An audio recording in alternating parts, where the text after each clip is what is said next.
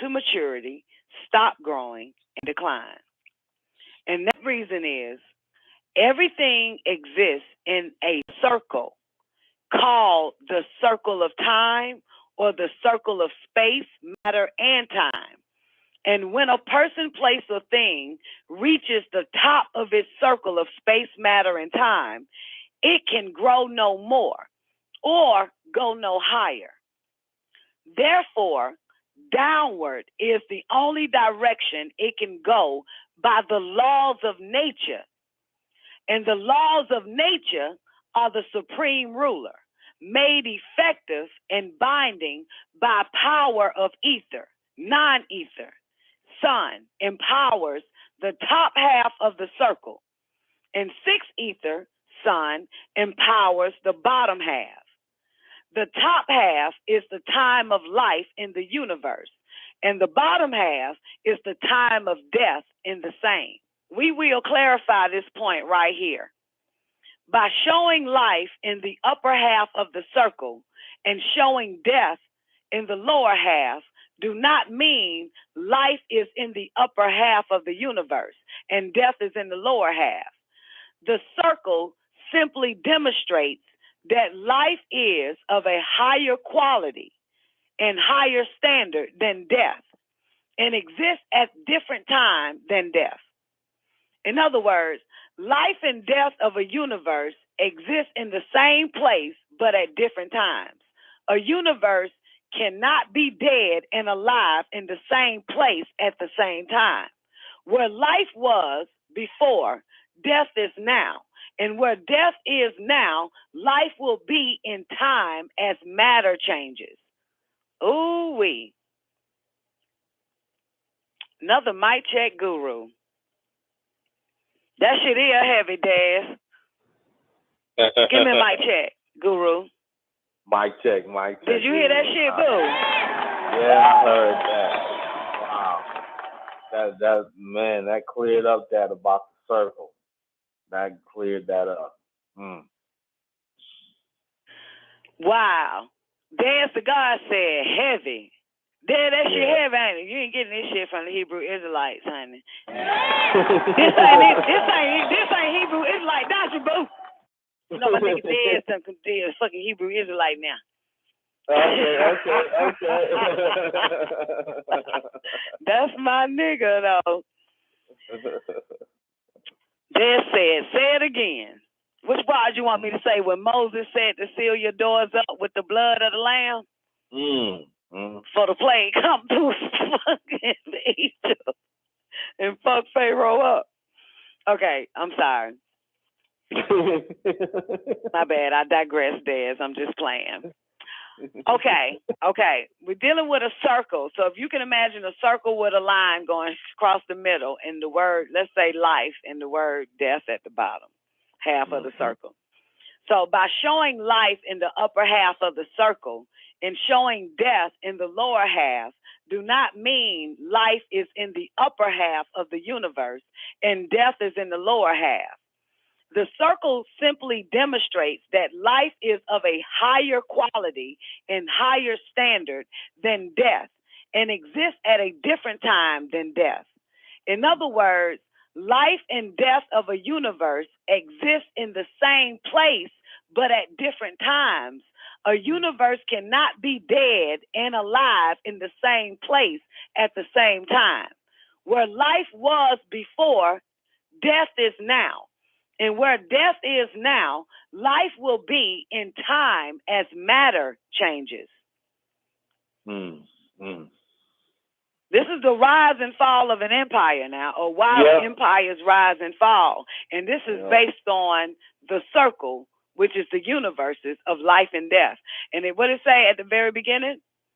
Empires rise and fall for the same reason a person or living beings in general be born, grow to maturity, stop growing, and decline. And that reason is everything exists in a circle. Everything exists in a circle called the circle of time or the circle of space or matter and time.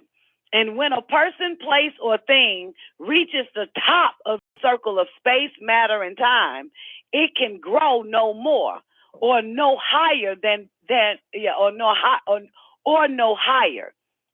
Yeah. Therefore, downward is the only direction it can go by the laws of nature.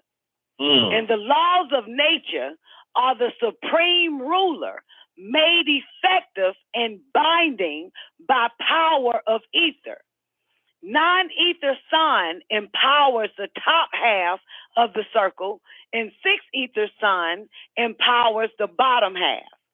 The top half is the time of life in the universe, and the bottom half is the time of death in the same.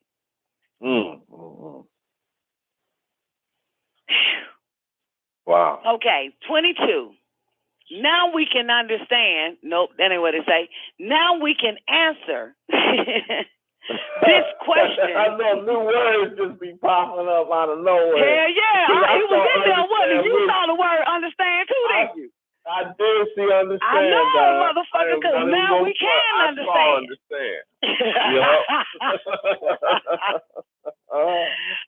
And now that we understand, now we can answer this question with greater clarity. And the question is, what is going to happen to the American empire called the United States of America and Caucasian rule in general?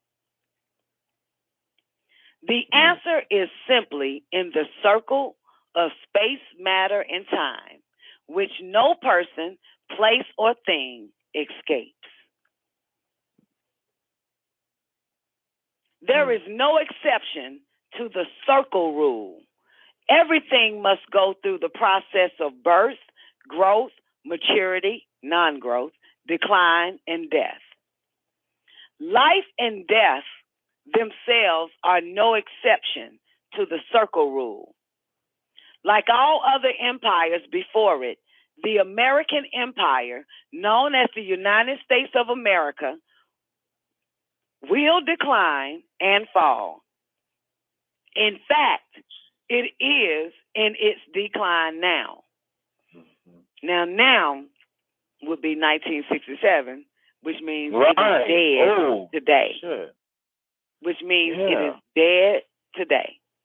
It's dead today. I see. Now was then. Now was then. That was 1967. It's dead now. Balvenie is dead. Chitalia is dead. All the motherfuckers. It's over. It's over. 23. Moreover, by the same circle rule, Caucasian reign of power, like the reign of power by other races in the past, will decline and fall. It is declining now. Yet, the Caucasian race is trying hard to be the exception to the rule. But by the laws of nature, there can be no exception. Okay. So what does all this mean to us Ethiopians, and how can we benefit from it? It means liberation from adverse forces, and we can benefit from it by doing for ourselves what we can and what we should. In other words, we must learn and understand what is happening and take full advantage of it as a race. To put it another way, we must learn what to do for ourselves and do it, for space, matter, and time are turning in our favor. This is a window of opportunity. Take it. Yeah. 24. The Caucasian, the white man, knows that when an empire falls by the laws of nature, it cannot rise in the same place again until the completion of a cycle, which must last 10,000 years or longer. So the Caucasian is trying hard to locate and prepare a new place for the beginning of a new empire in South America, in Asia, in Africa, or anywhere he can find it, where there has been no great empire base within the past 10,000 years. Now, for the record, this shit was written in 1960 motherfucking 7. Where the fuck is this nigga at today? Where is he building his new empire at? In Africa, like say it again. In Africa. Where is say? And why? And where? And why? Where there is what? Where there is, they looking for a new place to rise because of the completion of the cycle. And where there is what? Where there has not been a great empire. Where there has not been a great empire in the last 10,000 years. Absolutely. In the past 10,000, within the past 10,000 years. They know what they're doing. They trying to be the exception to the rule. Because they done read this goddamn shit. They Before know we got right. They done read this shit. Reading ISIS papers and the black man's destruction, civilization, whatever the fuck. Shit, stupid goddamn shit. They got a round table of 100 of them. All of them reading the 9-ball, huh? Back in 1967. Some motherfuckers say, where we gotta go? Oh, shit. Then they spun that globe and say, where has it not been a great empire in the past 10,000 years? Spin the globe. China is rising, Africa. so it can't be China. Africa. Egypt ain't been a powerhouse in 10,000 years. Let's get that. Motherfucking Africa. And that's why they populating it. That's why even they fucking. Why you think I ain't going? Why you think I ain't going nowhere? Right. Why we don't? Thank you, Don. Because when they leave, we will resurrect where Egypt was actually, where Africa was in the beginning, which is right here, Jack. Yep. Before the continental drift. That's what everybody missed the point of. Before the continental drift. Did you see the map where they put all the countries back together and it still shaped Africa? Yes, I did see that. Ain't that pretty? That is pretty. That's a beautiful thing right there. The horse's head still showed, huh? Still her. The whole planet is gone. No matter what y'all do, it's still It became Africa when it separated and divided. Yep. That's when it became Africa. To separate and to divide. Separate and divide. Okay. So here we go now. All right. Damn. Yeah. Yeah. Okay. So let's go back a little bit. So the Caucasian is trying hard to locate and prepare a new place for the beginning of a new empire in South America, in Asia, in Africa, or anywhere he can find it where there has been no great empire base within the past 10,000 years. However, what the white man hopes to disregard successfully is that by the same laws of nature, which end the power of an empire, also end the power of the rule or reign of a race. Whereas Caucasian ruling power has been changing hands from white hand to white hand all over the earth for the last several thousand years. The time has come for power to change hands from white hand to black hand. This is what the fall of the American empire means to us Ethiopians. Then we will be able to help our relatives in Africa restore Africa to its greatness. I see. Non-ether is now restoring the mental power of us Ethiopians, that we will be prepared to take advantage of all opportunities favorable to our survival and well-being. We must qualify.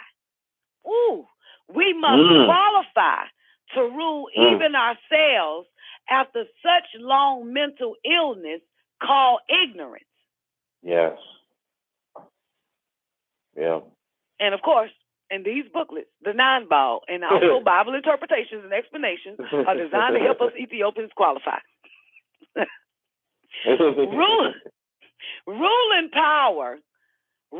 power is based on knowledge. And in the case of us Ethiopians, it's 9 knowledge. Okay. We must prepare to become masters of our own destiny. The opportunity is being handed to us in our own image and in the likeness of 9 knowledge, our own universal science. As the American Empire, called United States of America, falls, all Caucasian rule over the planet will crumble with it. Yes. Ain't that true? They just had a report about the European banks saying they won't let people take money out the bank because they don't want the banks to crumble. Places like South Africa, Mozambique, Rhodesia, etc., enslaved and exploited by Caucasians, only exist because of the stronghold of the dragon Leviathan, called the United States of America, is still in world rule and supports them. But when the stronghold of the dragon falls, these subsidiaries of the stronghold will fall with it by help of the oppressed and enslaved people. And this means liberation. Okay. Wow. That's what we seeing. This is basically like I could really see this in a fucking closed room where a motherfucker is explaining this shit. Yeah. Can you know what I'm saying? Like only with select individuals, like when this shit the falls, round table. the only reason why, because like this is what's happening, fucking incredible. I feel you on that, dog. I see it. So like you talking to you in that room in that circle table. Yeah. You know what I'm saying? Like it's some shit that you're having in the janitorial room at the fucking White House. Yeah.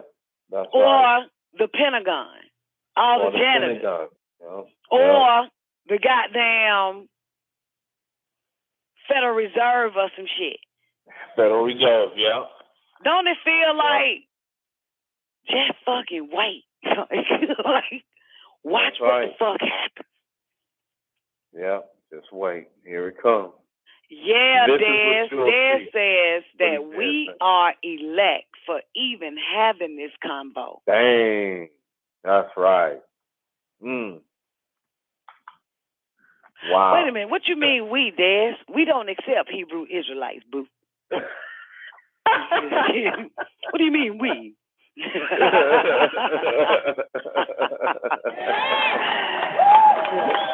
I'm just fucking with my nigga, man. Now you one of us again. No, no. No, I'm just kidding. I miss you, though, honey. Give your wife my love. Okay, with the exception of your puppies. But origin of the universes. You want to get into that? Because we got one more. Let's get into. Okay, this might be some science here. Yeah, there's some science, I think, right here. That's what I'm thinking when you say origin of the universes. So. Okay, here we go. There is no great mystery that lies behind the existence of a universe, as religionists would have us believe. A universe is as simple and natural as a tree. Look how this nigga just broke that motherfucker all the way down. Yeah. Shattered it. A universe is as simple and natural as a tree. Stop thinking there's all this complexity. There is no great great mysterious being who created the universe and went off someplace never to be seen again.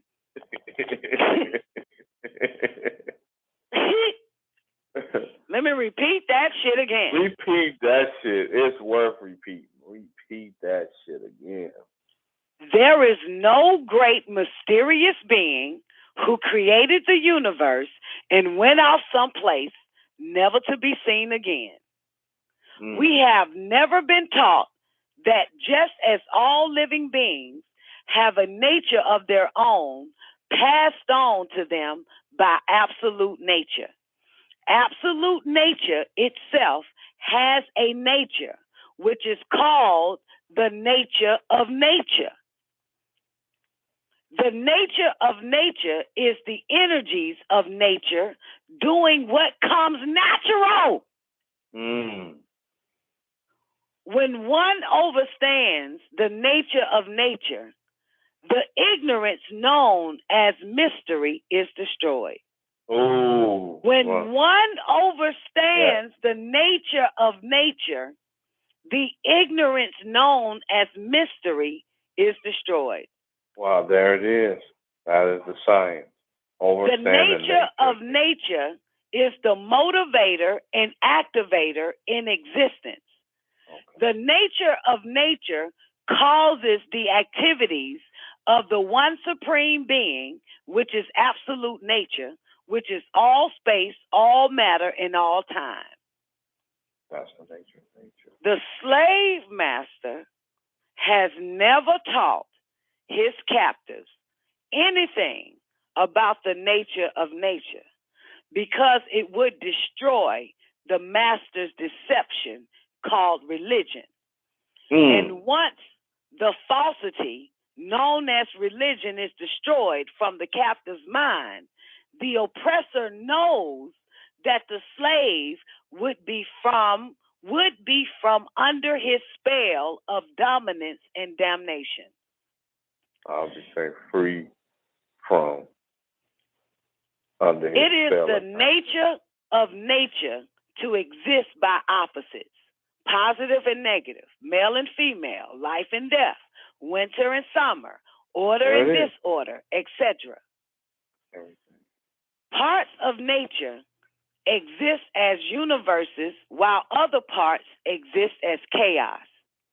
Then the parts that existed as universes exist as chaos, while the parts that existed as chaos exist as universes. The death and the life of the universes that was talked about earlier when Fire broke it down about those zodiacs of the animals is the dead universes. That's right there. In other words, order and disorder exist at the same time in nature, but not in the same places. Oh, bingo. Because we know that two things cannot occupy the same space at the same time. That's why we just be telling people, why don't you just fucking move? If it's chaos and all hell has broken loose, where you at? Yeah. You cannot get order when there is disorder taking the place or the space, taking up that space. You're going to have to fucking leave. Right. You have to. Because that chaos can't be in another place. All you have to do is choose this place where that chaos ain't. Yeah. Damn. In other words, order and disorder exist at the same time in nature, but not in the same places. Then order and disorder alternate back and forth by exchanging places via growth and decay. Okay. That's why it's so interesting too, because it says that timely movement gets one out of danger. When you move in the right time, it gets you out of danger. Yeah. This is why I understand now because when I moved to Macon from Atlanta, yes, I swear I was in heaven. Mm-hmm. You couldn't tell me I wasn't in heaven. Oh my God, Okay. It was the best place on earth from where I was. And all of a sudden, Dr. York told me to get the fuck out of Macon. And I said, why? And he said, because it's about to collapse. Okay. Which means that all hell is about to break loose.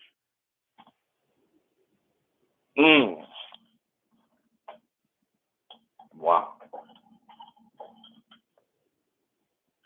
Now, prior to me being told to leave Macon, when it was time for, motherfuckers to leave New York, it was the same shit. Look what's happening now. That's right. Look what's going on. All that crazy shit. Yeah, and now motherfuckers is caught up in that fucking chaos. Yes, son. Yep. They told me and my son to get up out of Detroit, and that polar vortex hit this year. You know what I'm saying? I'm in a place where the polar vortex did not hit. You know what I'm saying? I'm with you on that. I've seen that. They tell you, they like, go here, get out of there, go here, keep going. Yep. And you know the part of Macon I go to now? What's that? Right at the tip of where my town is at. I only go right there, like, Wow. Like, you know what I'm saying? Like where the country of Macon is, because I'm in the country. That's as far as I go, right there.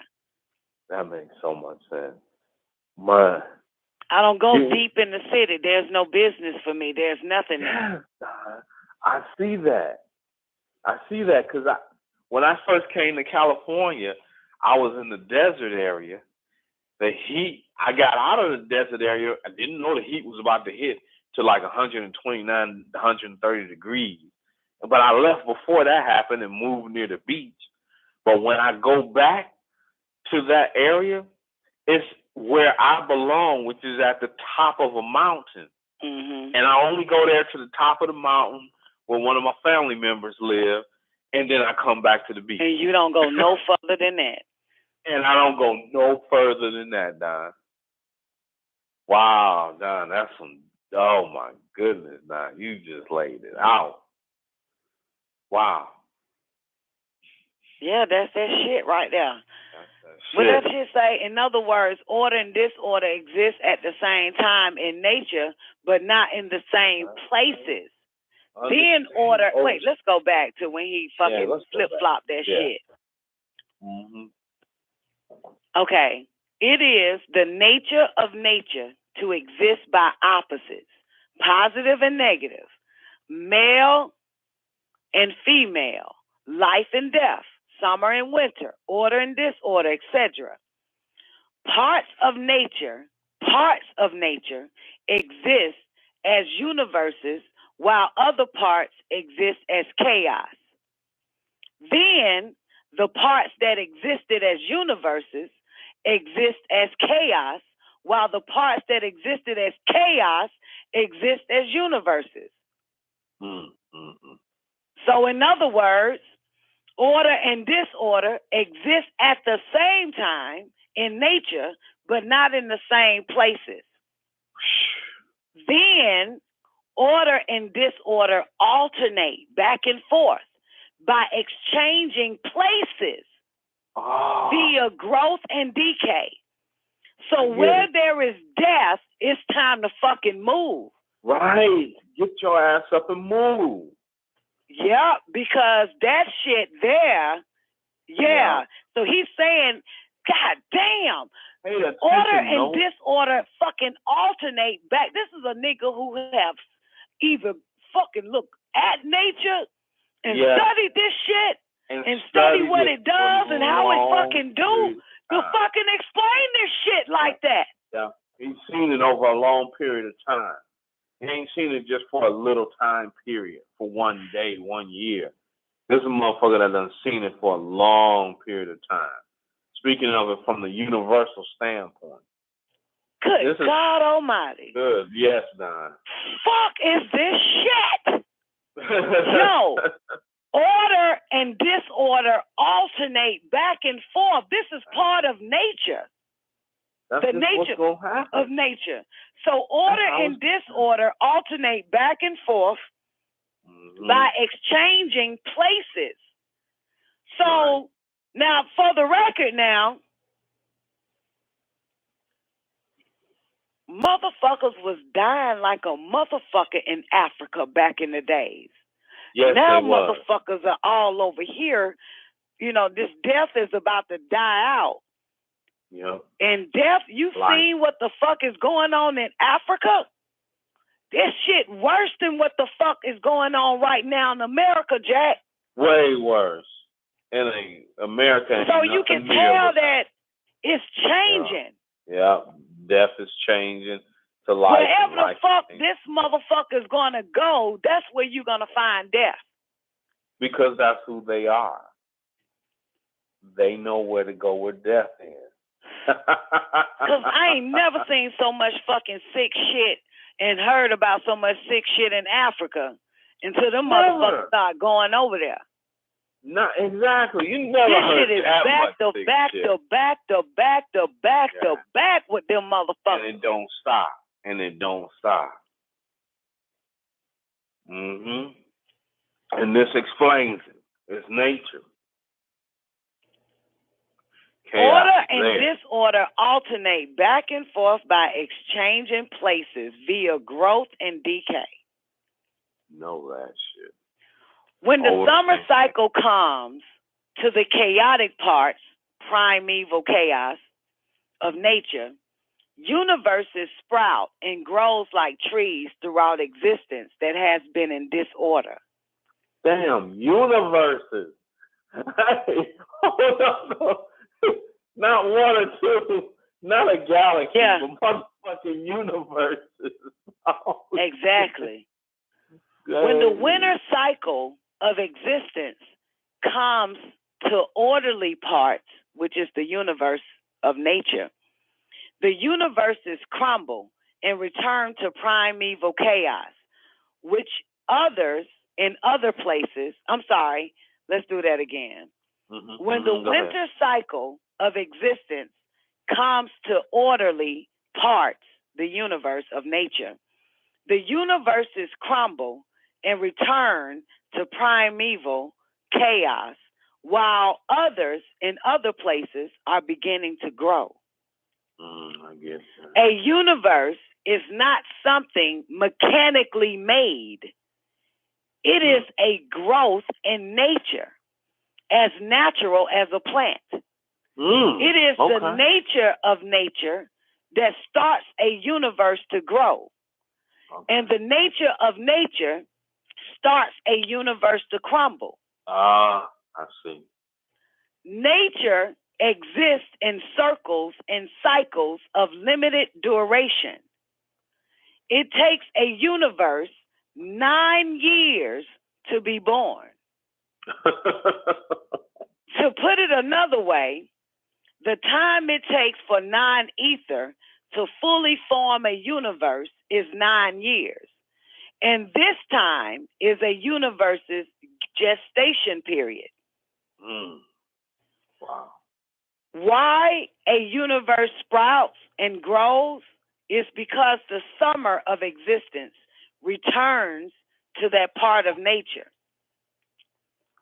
Origin of a universe takes place this way. Imagine a very thick fog-like condition existing in very vast areas of space as a thorough mixture of gases, very fine soil, chemicals, and all other types of elements. This is primeval chaos. Okay. Got it. When the summer season returns to this area, like a seed planted, but waiting for spring to arrive, the gases and chemicals and all active elements which had been floating aimlessly in space, began to accumulate in a central point. Wow. These active elements float aimlessly because there is no gravitation at the time, and there is no universal body anywhere near to attract or pull them. Wow. That's hot. Now, you a little nerd, so you're going to have to give me what you got from this. Okay. He explaining the origin of the universe. So I'll just give you an example. When Fireliners brought that out about the necromancy and the zodiac being the dog, not the dog, but the animal constellations, there is a constellation, there's a couple of constellations that are shaped as people holding staffs. Example, I'll give you one called Boots. Nobody ever talk about this constellation called Boots.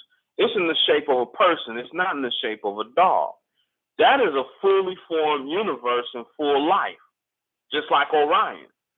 But when this was happening here, the origin of the universe, before it gets to that point of being in the shape of that person, we'll just take Orion, for example, or Osiris holding a staff. It is nothing but gases and elements that are floating, fine soil, chemicals, elements, and gases just floating aimlessly. No gravitational pull holding it like a solar system or like the galaxies that are in the spirals. There's none of that going on. They're just floating aimlessly. But that's in the winter cycle. When the summer cycle comes back around, there is a creation element of gravitational pull that pulls all of that together to start forming an actual fucking universe. So now it starts to form the life of a universe. So, example, that constellation, which is a universe called Boots, is now was first nothing but gas, soil, chemicals, and elements just floating around in the winter season. In the summer season, it's like a plant. That summer season come around in time, and that starts pulling together with gravitational pull, and it becomes a universe, which is a central point. So it's like a plant, like it's saying, it goes back to the beginning of this when it said it's not complicated. It ain't like all this wild shit to make a universe. It ain't that deep. That's what he's saying. I've been watching this primeval chaos. In the winter season, it's just shit floating around. In the summer season, the shit start to grow and become a universe.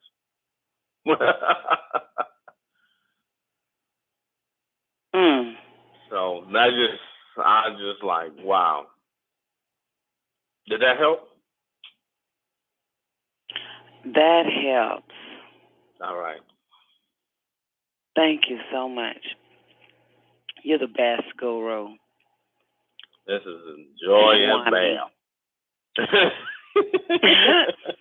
Swami. Guru. Swamis. Imams and the like. The many... I got a question. Wait, let me see how far we got to end the origin of the universe. How far we... Oh, no, it's a lot. Oh, my God. It's a lot. We ain't gonna stop. Yes. Because I didn't want to get distracted, but I wanted to ask you something.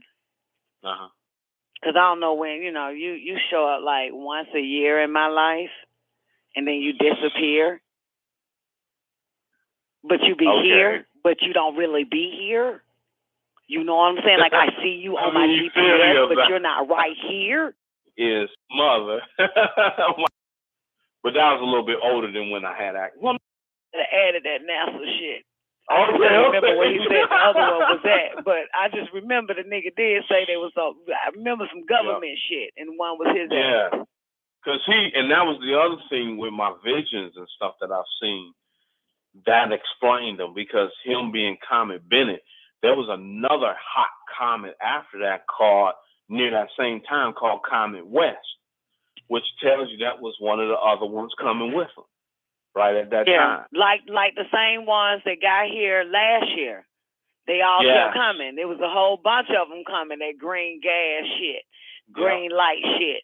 They just been landing in this motherfucker like we watching a Marvel comic goddamn movie. That's right. That's right. They just been coming through this bitch landing. Hey, in the last 2 days, there have been green crashes happening. I didn't know that. That's right. Goodness. Green landing, hitting Dallas, a couple of other places around the world. There's been a lot of activity in the last couple of days. Yeah, man, they done came all over this motherfucker. Because I remember last year that when I noticed that shit hit South Carolina or North Carolina, I said, God damn, this shit is... Remember now, there one landed right in my damn town. Boo. I remember that. On their show, I went to go take the babies home. Them motherfuckers landed right here, nigga. Yep. Right here for me. Yes, it. Hey, you know what? You called them out because you said enough of the streaks in the sky and all that wild shit. I want to see you motherfuckers. I remember the show. Yeah, I said, y'all motherfuckers got to land. Fuck that shit. Y'all need to land and shoot me. Don't be playing hoe games with a motherfucker. That's right. Stop playing hoe shit games. with them motherfuckers ain't never seen that shit. But I'm tired of seeing the same goddamn shit. You better do something different. That's right. And I'm good, like for another fucking 2 years off that one from last year.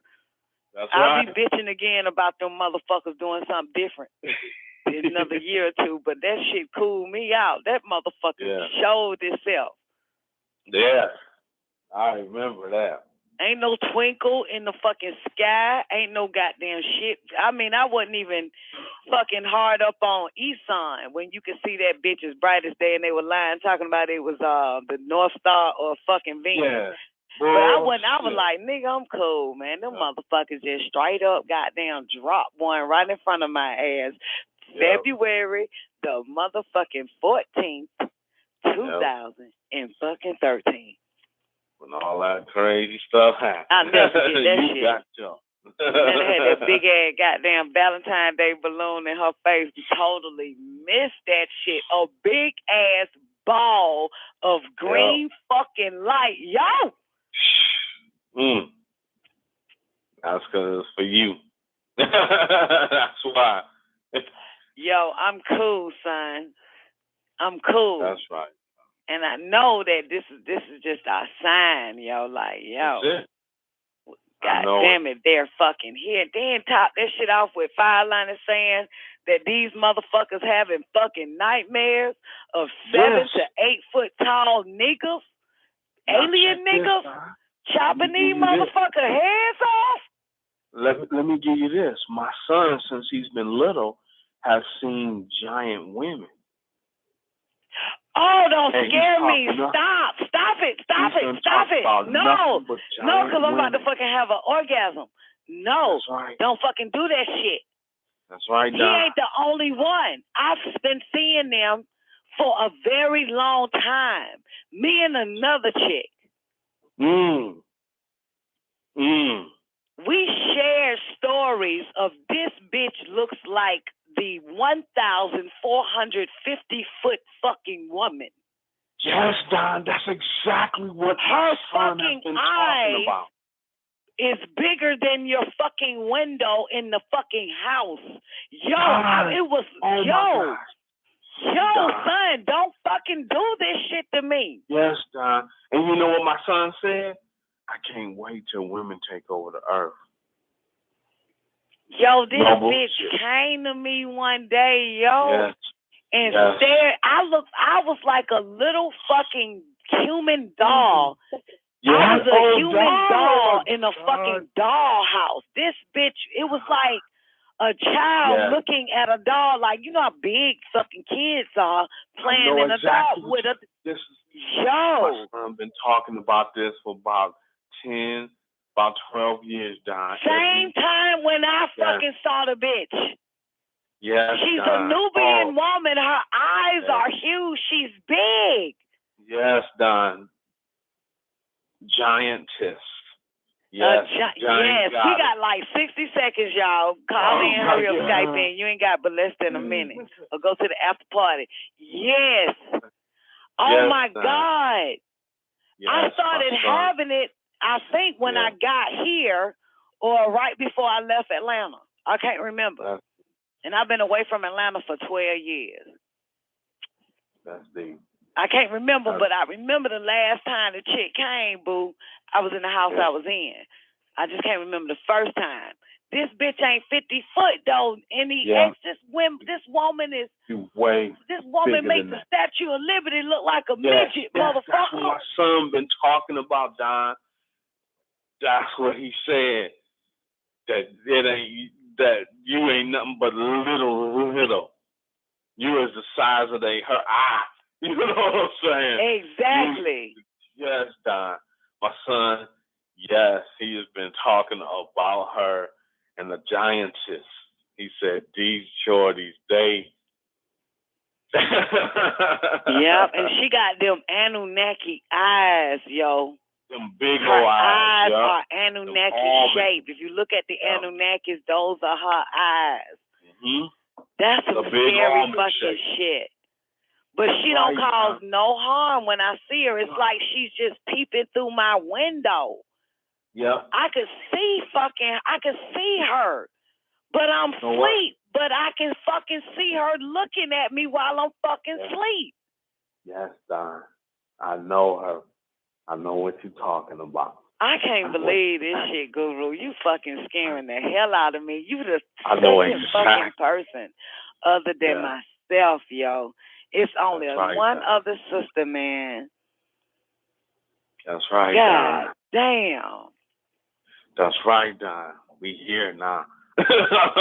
It's on. That's right. That's right. Man, you just fucked my goddamn life up with that shit.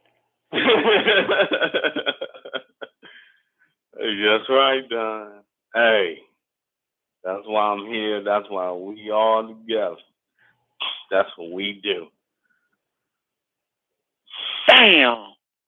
Yeah, that's scary ass shit right there. That's right. I can't believe that. You gonna tell your son I seen her too? I'm gonna tell him. He gonna love it. He gonna love it. Jay Illa asked, does she have flesh or does she look like light? No, she got flesh. You see her face, her nose, her eyes, her hair. Yeah. You see that shit because she looking in your fucking dollhouse. Like, where does he see her at? Is she outside looking through his damn window? Yeah, he see her outside. Go ahead. No, what did he say? He said he see her walking around. Now, this is the other thing.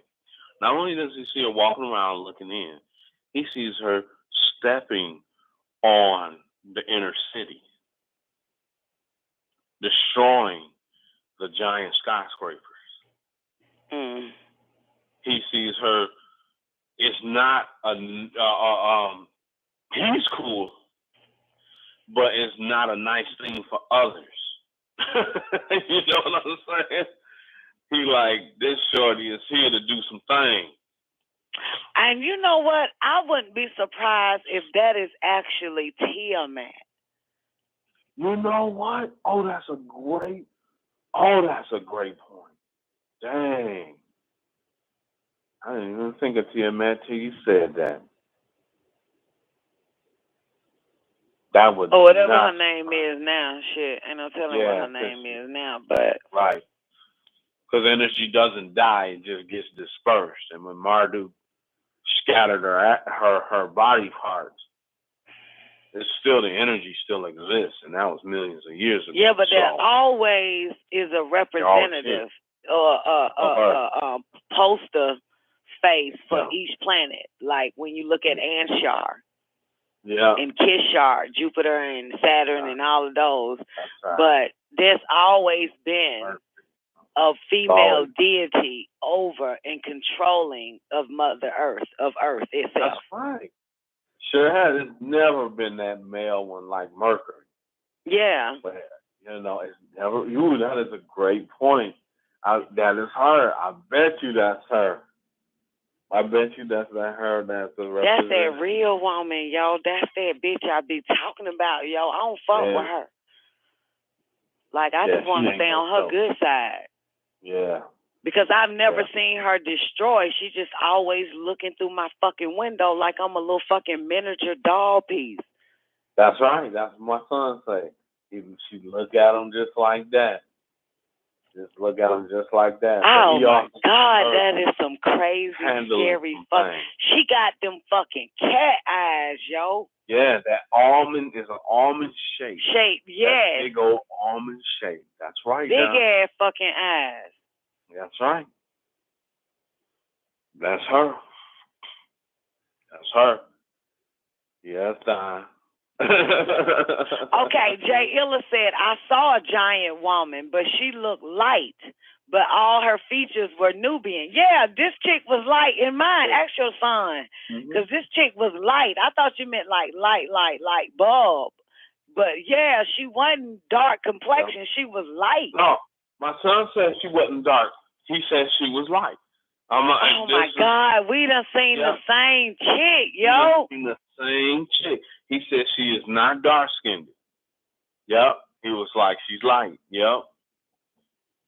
That's as y'all keep talking, I'm like, dang. This is off the chain right here. Now that bitch was a big ass black bitch. I probably would have died in my sleep. Like, what the fuck?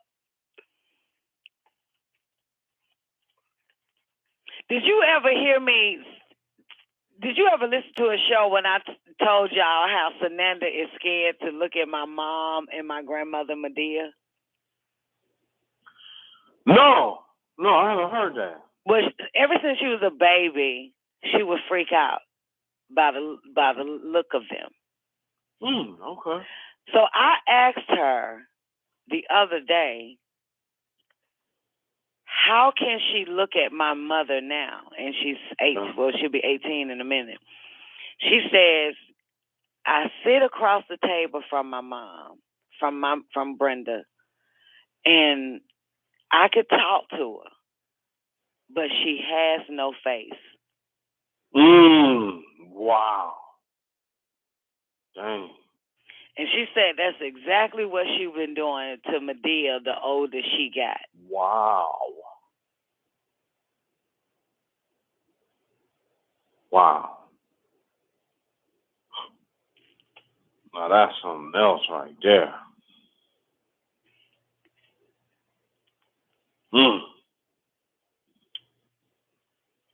Woo. I know it. Wow. That's and I ain't, like I said, I ain't trying to rub my side of the family, you know what I'm saying, the right way. But that's the ones that the fucking cracker is scared of. That's why he want to ghost ties every fucking body. Yep. That is y'all should see them, y'all. They look scary as fuck, for real. Without, like, makeup and all that fucking shit. Yeah. My mama scared me when she ain't got on her face.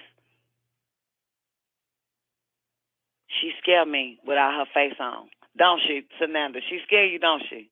My mama still scared me. I saw her ass without her face on, and I was like, Mama, if you don't fucking come back out that room right, because you scaring the hell out of me, shouted. You got to go back in that room, yo. Put on your human face, because this shit here, yo. This shit here don't this shit. I do the same shit with my mama and grandmama. I have to pretend and I have to just say they ain't got no face in order to look at them. Don't get me wrong, they're beautiful, but they're not beautiful. They're like not from this fucking world of what black or beautiful is. It's that other goddamn shit. You know the ones. They glorified a lot of images and fixed them the fuck up. Yo, them the ones that they scared of. day. Anyway, enough about that. I'm moving the fuck on. Okay, so here's what we're going to do now, because Fernanda ready to go home. You're welcome, Sugar Pie. And Malakat don't want you to leave. All right, so we're going to finish up. We're going to finish up with, we're going to start at the origin of the universes, the 9 NUBUN guides. Hopefully on the Don Nicoleone show. If not, Tuesday night, because it seems like it's my best time at nighttime to do this shit, because everybody be up and motherfuckers ain't no telling what people want to talk about during the daytime or whatever. But either way, we're going to start over on the origin of the universes and take that from there. And I'm not going to hold you up any longer, any of y'all. I love y'all. That is it. I'm going to take my baby home. And y'all have an awarding day. And we see you in a new day. Peace. Peace. Peace, peace. It's the bass. Thank you very kindly. Mashallah. Could have been anywhere in the world but here with us. We truly appreciate that. But this is the way it is. It's how we gotta live. Space power always standing, no doubt it is. We got the sharps on, we keep the smarts on. Custom fitted, surgeon throwing the darts on. Good Lord, only knew the power of the dark side.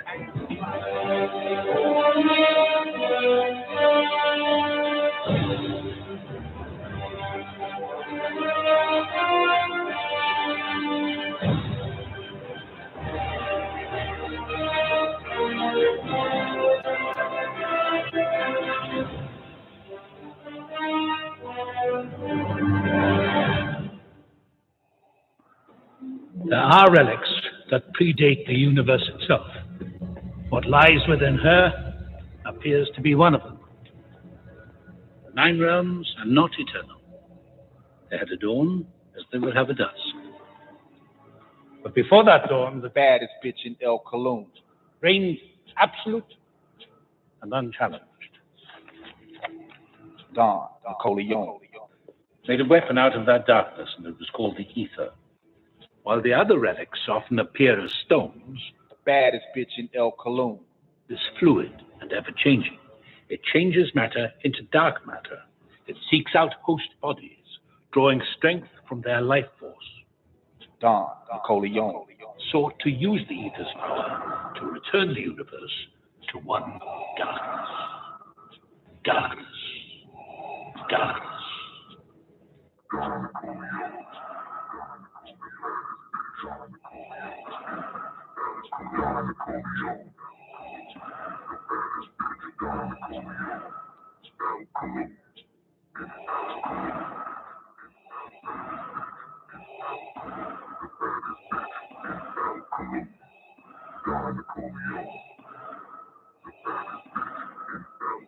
You underestimate the power of the dark side.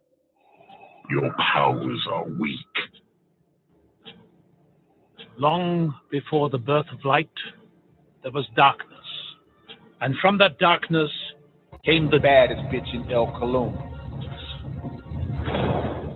Millennia ago, the most ruthless of their kind, Don Nicoleone, sought to transform our universe back into one of eternal night. Such evil was possible through the power of the ether, an ancient force of infinite destruction. You underestimate the power of the dark side. Your powers are weak.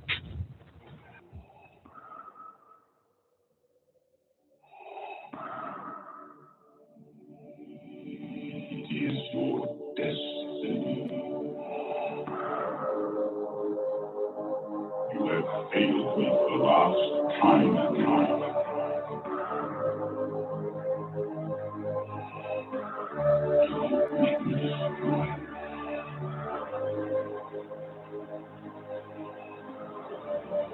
You are not Jedi yet. Baddest bitch in El Cologne. Baddest bitch in El Cologne. Baddest bitch in El Cologne. Nicoleone. Baddest bitch in El Cologne. Baddest bitch in El Cologne. Baddest bitch in El Cologne. Baddest bitch in El Cologne. Baddest bitch in El Cologne. Nicoleone. Baddest bitch in El Cologne. Nicoleone. Baddest bitch in El Cologne. Don Nicoleone.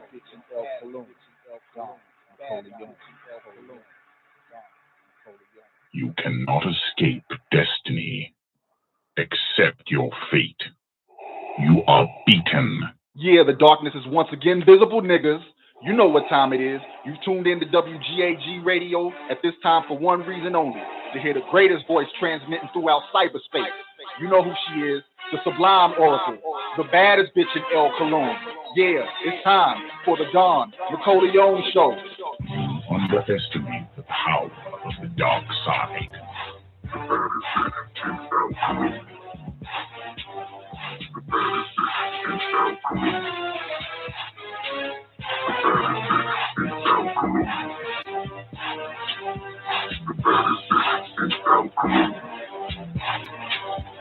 Don Nicoleone, Don Nicoleone, Don Nicoleone,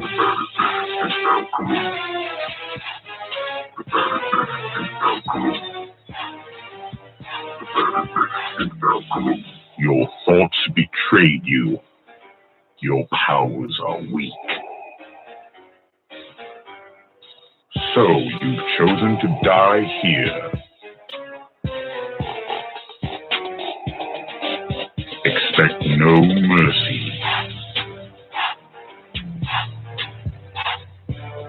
There is no escape. You cannot escape destiny.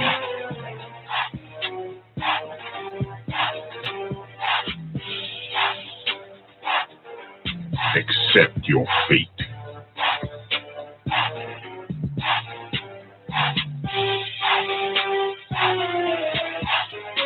You are weak.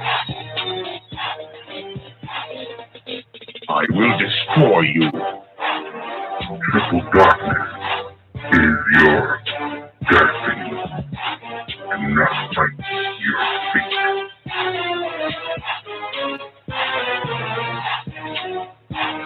You are beaten.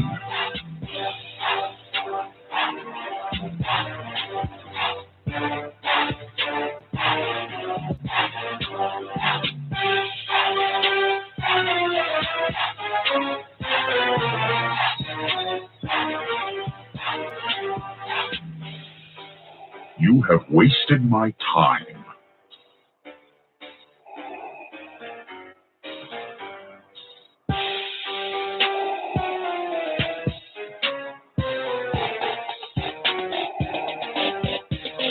This is the end.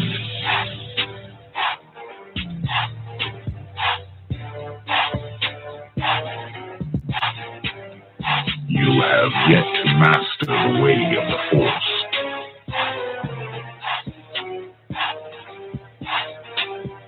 Don't underestimate the power of the Force.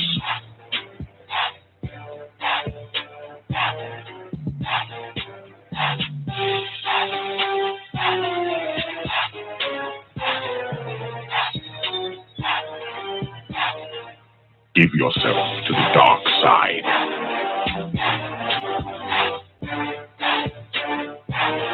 It is useless to resist.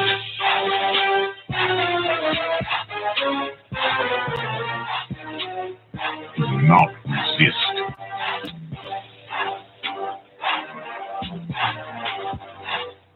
Unwise. This is the end. If you only knew the power of the dark side. Give yourself to the dark side. If you only knew the power of the dark side. Give yourself to the dark side.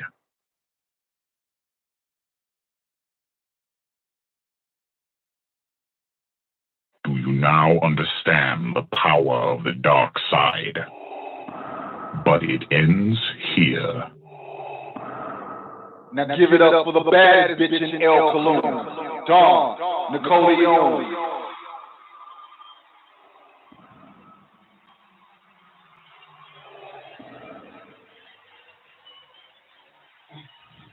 You know, it's like that, being the baddest bitch in El Cologne. And sometimes, just because you're the baddest bitch in the El Cologne, you might just want to masturbate to the affirmation. I do a cool tackle that's why I don't be by more El Cologne. I need to be a show El Cologne. Why cool I show isn't CD. And new Farugan show El Cologne. Why El Cologne isn't Farugan show me. Ania Wahid Ma El Cologne. Why El Cologne isn't Wahid Ma ni. Ania Kilu and Jihu Kama Farugan show El Cologne. Waku Kama Farugan. Ani Akilu Akwenu Ko Dik Ani Akizu fi El Cologne. Kama Kafiza Izu Via Amadu fi El Cologne. Ania Kabaha Wahud El Cologne Izu Ania El Cologne Yakilu Ani Akilu El Cologne Yatnalu Ani Abnalu.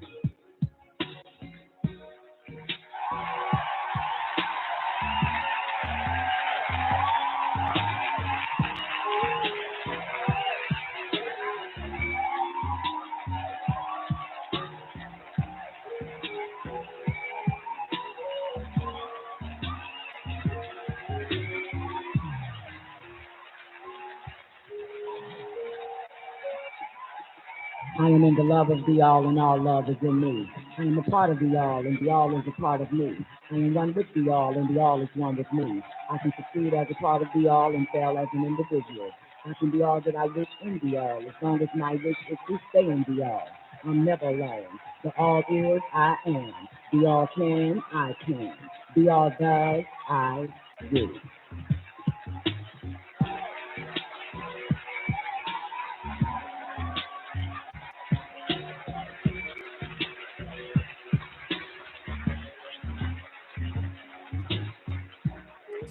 Remember the swine flu scare of 1976? That was the year the U.S. government told us all that swine flu could turn out to be a killer that could spread across the nation. And Washington decided that every man, woman, and child in the nation should get a shot to prevent a nationwide outbreak, a pandemic. Well, 46 million of us obediently took the shot. And now 4,000 Americans are claiming damages from Uncle Sam amounting to $3.5 billion because of what happened when they took that shot. By far the greatest number of the claims, 2/3 of them, are for neurological damage or even death. This virus was the cause of a pandemic in 1918 and 1919 that resulted in over 500,000 deaths in the United States, as well as 20 million deaths around the world. See how easy it is to... Thus, the U.S. government's publicity machine was cranked into action to urge all America to protect itself against the swine flu menace. Influenza is serious business. During major flu epidemics, millions of people are sick and thousands die. Well, this year you can get protection. The vaccines are safe, easy to take, and they can protect you against flu. So roll up your sleeve. Protect yourself. One of those who did roll up her sleeve was Judy Roberts. She was perfectly healthy, an active woman, when in November of 1976, she took her shot. 2 weeks later, she says, she began to feel a numbness starting up her legs. By the following week, I was totally paralyzed. So completely paralyzed, in fact, that they had to operate on her to enable her to breathe. And for 6 months, Judy Roberts was a quadriplegic. The diagnosis? A neurological disorder called Guillain-Barré syndrome. This disease can even kill. Indeed, there are 300 claims now pending from the families of GBS victims who died, allegedly as a result of the swine flu shot. Judy, why did you take the flu shot? I'd never taken any other flu shots, but I felt like this was going to be a major epidemic. And the only way to prevent a major epidemic of a really deadly variety of flu was for everybody to be immunized. As part of informing Americans about the swine flu threat, Dr. Sensor's CDC also helped create the advertising to get the public to take the shot. Swine flu? Man, I'm too fast for that to catch me. you'll want to be protected. Get a shot of protection, the swine flu shot. Let me read to you from one of your own agency's memos planning the campaign to urge Americans to take the shot. The swine flu vaccine has been taken by many important persons, he wrote. Example, President Ford, Henry Kissinger, Elton John, Muhammad Ali, Mary Tyler Moore, Rudolph Nureyev, Walter Cronkite, Ralph Nader, Edward Kennedy, etc., etc. Did you talk to these people beforehand to find out if they planned to take the shot? I did not know. Did anybody? I do not know. Did you get permission to use their names in your campaign? I do not know. Mary, did you take a swine flu shot? No, I did not. Did you give them permission to use your name saying that you had or were going to? Absolutely not. Never did. Did you ask your own doctor about taking the swine flu shot? Yes, and at the time he thought it might be a good idea. But I resisted it because I was leery of having the symptoms that sometimes go with that kind of inoculation. So you didn't? No, I didn't. Have you spoken to your doctor since? Yes. And? He's delighted that I didn't take that shot. Dr. Michael Hatwick directed the surveillance team for the swine flu program at the CDC. His job was to find out what possible complications could arise from taking the shot and to report his findings to those in charge. Did you know ahead of time, Dr. Hatwick, that there had been case reports of neurological disorders, neurological illness, apparently associated with the injection of influenza vaccine? Absolutely. You did? Yes. How'd you know that? By review of the literature. So you told your superiors, the men in charge of the swine flu immunization program, about the possibility of neurological disorders? Absolutely. What would you say if I told you that your superiors say that you never told them about the possibility of neurological complications? That's nonsense. I can't believe that they would say that they did not know that there were neurological illnesses associated with influenza vaccination. That simply is not true. We did know that. I've said that Dr. Hatwick had never told me of his feelings on this subject. And he's lying. I guess you would have to make that assumption. Then why does this report from your own agency, dated July 1976, list neurological complications as a possibility? I think the consensus of the scientific community was that the evidence relating neurologic disorders to influenza immunization was such that they did not feel that this association was a real one. You didn't feel it was necessary to tell the American people that information? I think that over the years we have tried to inform the American people as fully as possible. The vaccines are safe, easy to take, and they can protect you against flu. I told Judy to take the shot. She wasn't going to take it, and she never had shots. And I'm mad with my government because they knew the facts, but they didn't release those facts because if they had released them, the people wouldn't have taken. And they can come out tomorrow and tell me there's going to be an epidemic, and they can drop off like flies next to me. I will not take another shot that my government tells me to take. Meantime, Judy Roberts and some 4,000 others like her are still waiting for their day in court. This is the CBS television network. What cigarette do you smoke? You'll be interested to know how the doctors of America answered that question. Tens of thousands of doctors in all parts of the country, in every state of the union. Doctors in every branch of medicine were asked, "What cigarette do you smoke, doctor?" In this nationwide survey of general practitioners, surgeons, throat specialists, diagnosticians, and so on, the brand named most was Camel. Yes, according to this survey, more doctors smoke Camels than any other cigarette. Try Camels yourself. Make the one sensible cigarette test. Make your own 30-day Camel mildness test in your T-zone. Smoke only Camels for 30 days. Enjoy Camel's rich, full flavor. And see how well Camels agree with your throat. Pack after pack, week after week. See for yourself why Camels are so popular with the doctors of America. Bet you want what I got. Healthy feel with a lot of help from Ultra Bright. It's a grin that shines its brightest. It's a freshness you can feel. It's a natural attraction. It's your health appeal. What makes Ultra Bright the Health Appeal toothpaste? A smile that shines its natural whitest. Remember the swine flu scare of 1976? That was the year the U.S. government told us all that swine flu could turn out to be a killer that could spread across the nation. And Washington decided that every man, woman, and child in the nation should get a shot to prevent a nationwide outbreak, a pandemic. Well, 46 million of us obediently took the shot. And now 4,000 Americans are claiming damages from Uncle Sam amounting to $3.5 billion because of what happened when they took that shot. By far the greatest number of the claims, 2/3 of them, are for neurological damage or even death. This virus was the cause of a pandemic in 1918 and 1919 that resulted in over 500,000 deaths in the United States, as well as 20 million deaths around the world.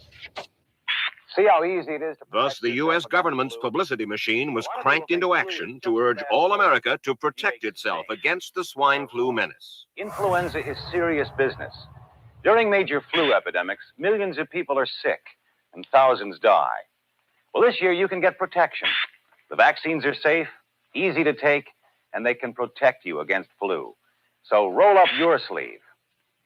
Protect yourself.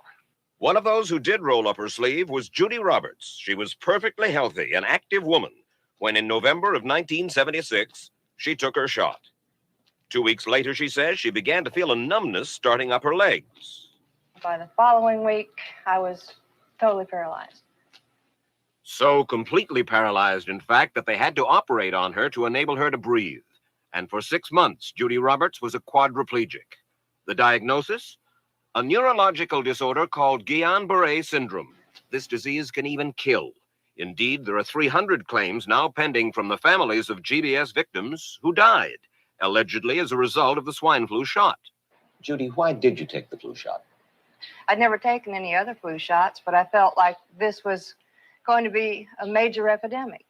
And the only way to prevent a major epidemic of a really deadly variety of flu was for everybody to be immunized. As part of informing Americans about the swine flu threat, Dr. Sensor's CDC also helped create the advertising to get the public to take the shot. Swine flu? Man, I'm too fast to let it catch me. You'll want to be protected. Get a shot of protection. The swine flu shot. Let me read to you from one of your own agency's memos planning the campaign to urge Americans to take the shot. The swine flu vaccine has been taken by many important persons, he wrote. Example, President Ford, Henry Kissinger, Elton John, Muhammad Ali, Mary Tyler Moore, Rudolph Nureyev, Walter Cronkite, Ralph Nader, Edward Kennedy, etc., etc. Did you talk to these people beforehand to find out if they planned to take the shot? I did not know. Did anybody? I do not know. Did you get permission to use their names in your campaign? I do not know. Mary, did you take a swine flu shot? No, I did not. Did you give them permission to use your name saying that you had or were going to? Absolutely not. Never did. Did you ask your own doctor about taking the swine flu shot? Yes, and at the time he thought it might be a good idea.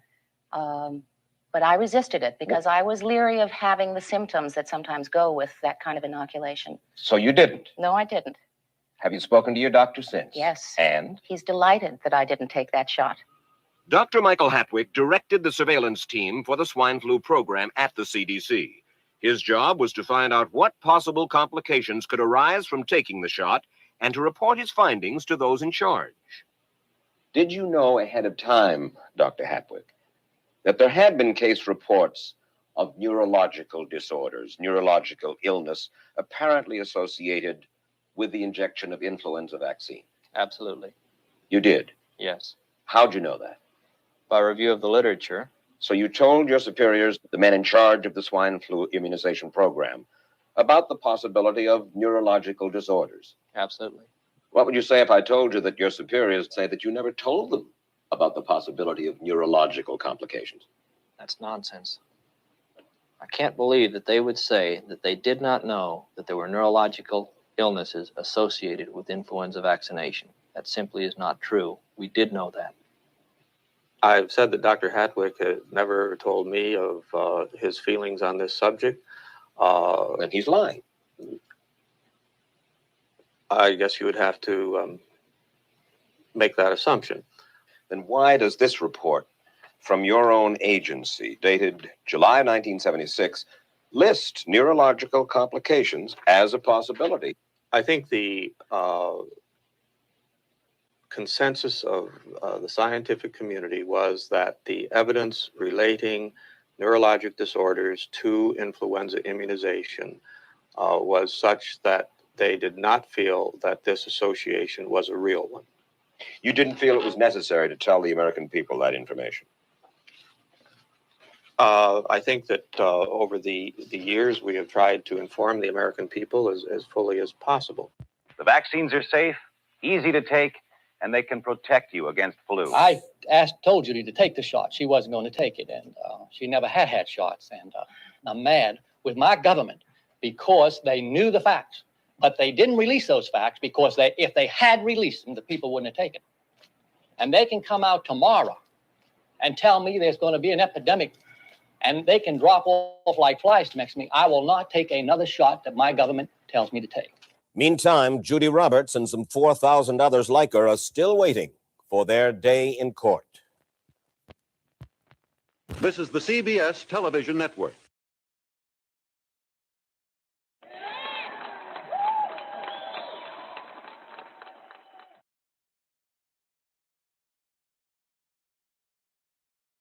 Look at the air. Look at the hang. People always debated, who's the greatest player of all time? Dumb questions. It should be, who's the greatest team of all time? WGAG Radio. Sorry, Showtime. WGAG Radio. Back to back. WGAG Radio. First three-peat. WGAG Radio. Even with the flu. WGAG Radio. No push-off. WGAG Radio. And my favorite. Tough to beat that. What? You think there's someone else? Prove it.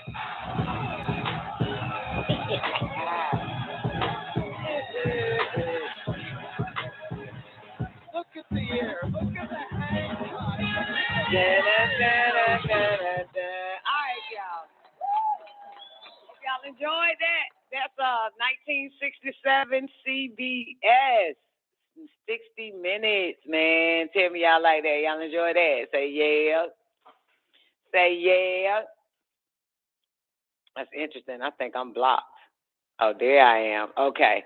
All right. So welcome everybody to the Don Nicoleone show. Again, that shit was pretty good, wasn't it, boss lady?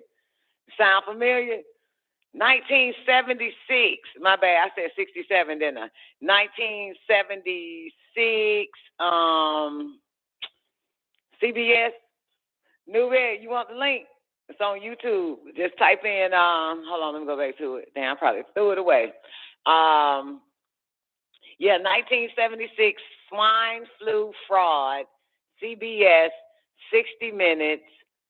Uploaded by Pieter, Pieter, Christians, but it's spelled different. The word Christians is spelled different.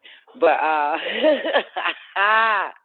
what up, Nubet? Great day to everybody. Hope y'all had a strong beginning, baby.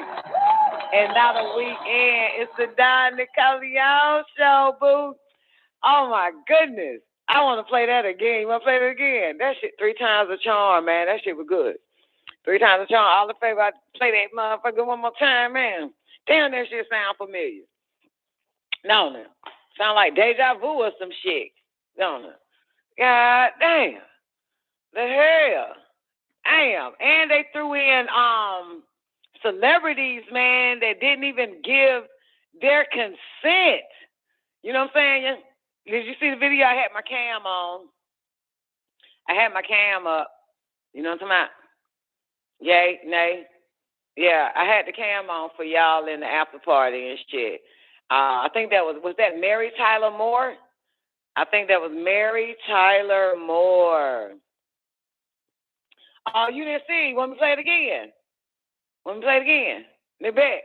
Shit, girl. Play it again. Okay. All right. Check the cam out. Okay. Check the cam. Wow, that shit bad. One more time, goddamn. We got all day in this bitch. One more time. Let me do it like that. Bam, there it is. Let me make it bigger. Again, it's 1976 swine flu fraud, CBS, 1960s. And I got to open the mic. Give me 1 second. And I got to go switcheroo around here, man. Let me open the mic. Okay, here we go. Action. Oh, I got to rewind. What cigarette do you Wait, smoke? that's a cigarette commercial. I'm going to let it play all the way because it's 11 minutes. But it's so cute with these commercials, though, they got on here, how the commercials was in 76. Of 1976, that was the year the U.S. government told us all that swine flu could turn out to be a killer that could spread across the nation. And Washington decided that every man, woman, and child in the nation should get a shot to prevent a nationwide outbreak, a pandemic. Well, 46 million of us obediently took the shot. And now 4,000 Americans are claiming damages from Uncle Sam amounting to $3.5 billion because of what happened when they took that shot. By far the greatest number of the claims, 2/3 of them, are for neurological damage or even death. This virus was the cause of a pandemic in 1918 and 1919 that resulted in over 500,000 deaths in the United States, as well as 20 million deaths around the world. See how easy it is to... Thus, the U.S. government's publicity machine was cranked into action to urge all America to protect itself against the swine flu menace. Influenza is serious business. During major flu epidemics, millions of people are sick and thousands die. Well, this year you can get protection. The vaccines are safe, easy to take, and they can protect you against flu. So roll up your sleeve. Protect yourself. One of those who did roll up her sleeve was Judy Roberts. She was perfectly healthy, an active woman, when in November of 1976, she took her shot. 2 weeks later, she says, she began to feel a numbness starting up her legs. By the following week, I was totally paralyzed. So completely paralyzed, in fact, that they had to operate on her to enable her to breathe. And for 6 months, Judy Roberts was a quadriplegic. The diagnosis? A neurological disorder called Guillain-Barré syndrome. This disease can even kill. Indeed, there are 300 claims now pending from the families of GBS victims who died, allegedly as a result of the swine flu shot. Judy, why did you take the flu shot? I'd never taken any other flu shots, but I felt like this was going to be a major epidemic. And the only way to prevent a major epidemic of a really deadly variety of flu was for everybody to be immunized. As part of informing Americans about the swine flu threat, Dr. Sensor's CDC also helped create the advertising to get the public to take the shot. Swine flu? Man, I'm too fast to let it catch me. You'll want to be protected. Get a shot of protection. The swine flu shot. Let me read to you from one of your own agency's memos planning the campaign to urge Americans to take the shot. The swine flu vaccine has been taken by many important persons, he wrote. Example, President Ford, Henry Kissinger, Elton John, Muhammad Ali, Mary Tyler Moore, Rudolph Nureyev, Walter Cronkite, Ralph Nader, Edward Kennedy, etc., etc. Did you talk to these people beforehand to find out if they planned to take the shot? I did not know. Did anybody? I do not know. Did you get permission to use their names in your campaign? I do not know. Mary, did you take a swine flu shot? No, I did not. Did you give them permission to use your name saying that you had or were going to? Absolutely not. Never did. Did you ask your own doctor about taking the swine flu shot? Yes, and at the time he thought it might be a good idea. But I resisted it because I was leery of having the symptoms that sometimes go with that kind of inoculation. So you didn't? No, I didn't. Have you spoken to your doctor since? Yes. And? He's delighted that I didn't take that shot. Dr. Michael Hatwick directed the surveillance team for the swine flu program at the CDC. His job was to find out what possible complications could arise from taking the shot and to report his findings to those in charge. Did you know ahead of time, Dr. Hatwick, that there had been case reports of neurological disorders, neurological illness, apparently associated with the injection of influenza vaccine? Absolutely. You did? Yes. How'd you know that? By review of the literature. So you told your superiors, the men in charge of the swine flu immunization program, about the possibility of neurological disorders? Absolutely. What would you say if I told you that your superiors say that you never told them about the possibility of neurological complications? That's nonsense. I can't believe that they would say that they did not know that there were neurological illnesses associated with influenza vaccination. That simply is not true. We did know that. I've said that Dr. Hatwick had never told me of his feelings on this subject. And he's lying. I guess you would have to make that assumption. Then why does this report from your own agency, dated July 1976, list neurological complications as a possibility? I think the consensus of the scientific community was that the evidence relating neurologic disorders to influenza immunization was such that they did not feel that this association was a real one. You didn't feel it was necessary to tell the American people that information? I think that over the years we have tried to inform the American people as fully as possible.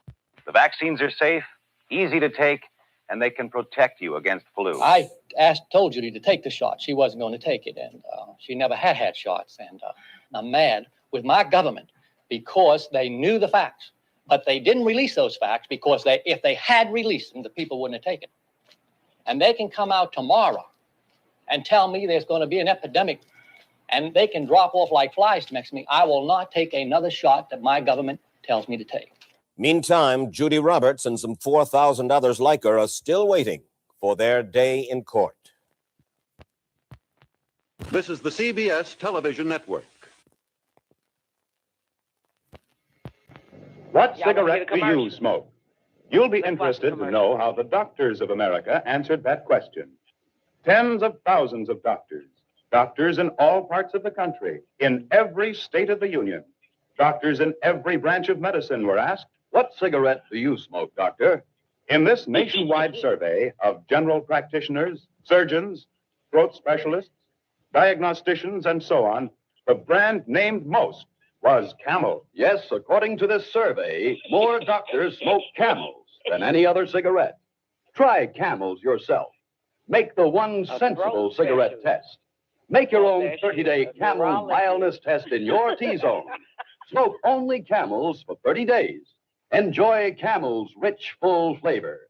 And see how well Camels agree with your throat. Pack after pack, week after week. See for yourself why Camels are so popular with the doctors of America. Bet you what I got.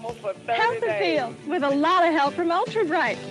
It's a grin that shines its brightest. It's a freshness you can feel. It's a natural attraction. It's your health appeal. What makes Ultra Bright the Health Appeal toothpaste? A smile that shines its natural whitest, sparkling clean breath, and cavity-fighting fluoride. It's a natural attraction. It's your Ultra Bright. The Health Appeal toothpaste. I'm the healthiest 55-year-old you ever seen. Hey, I play golf every weekend. Get a shot of protection. The swine flu shot.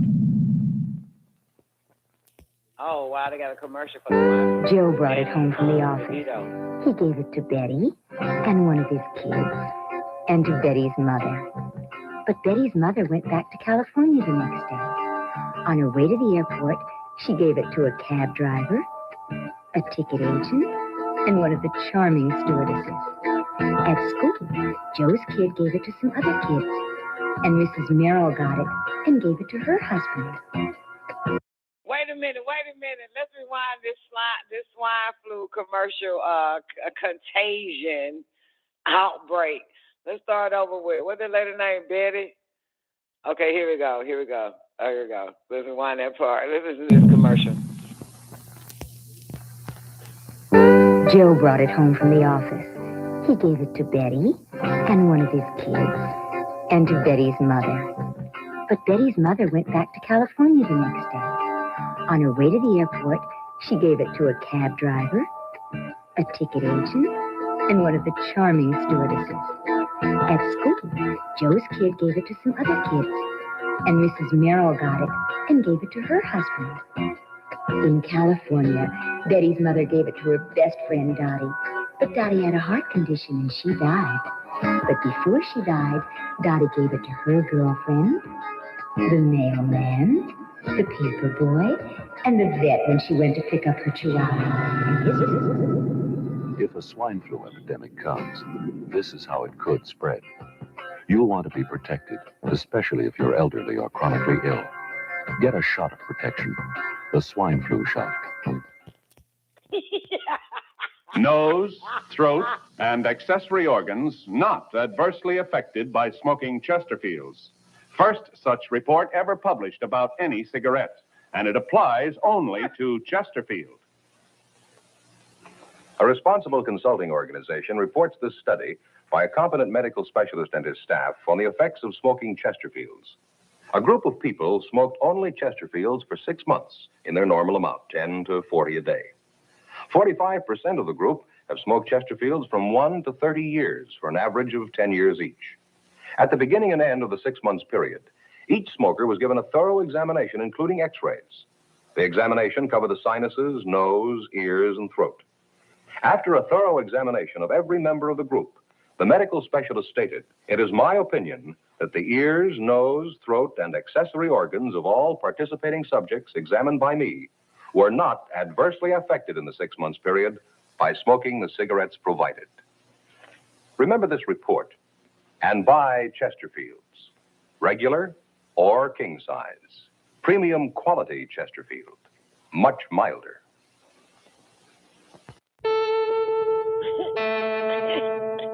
CBS presents this program in color.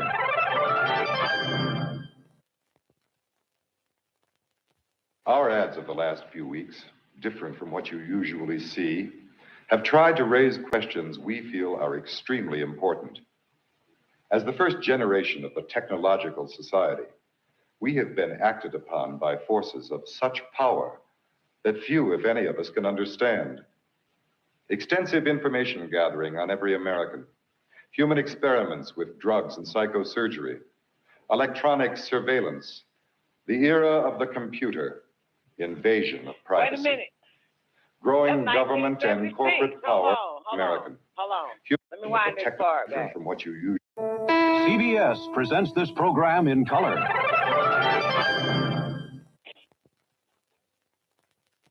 Our ads of the last few weeks, different from what you usually see, have tried to raise questions we feel are extremely important. As the first generation of the technological society, we have been acted upon by forces of such power that few, if any, of us can understand. Extensive information gathering on every American, human experiments with drugs and psychosurgery, electronic surveillance, the era of the computer, invasion of privacy. Growing government and corporate power over our lives. Please tell me y'all hearing this shit. I'm running back one more time. Don't get distracted, goddammit. Hold on, let me pass Chesterfield, the lesser of two evils. CBS presents this program in color.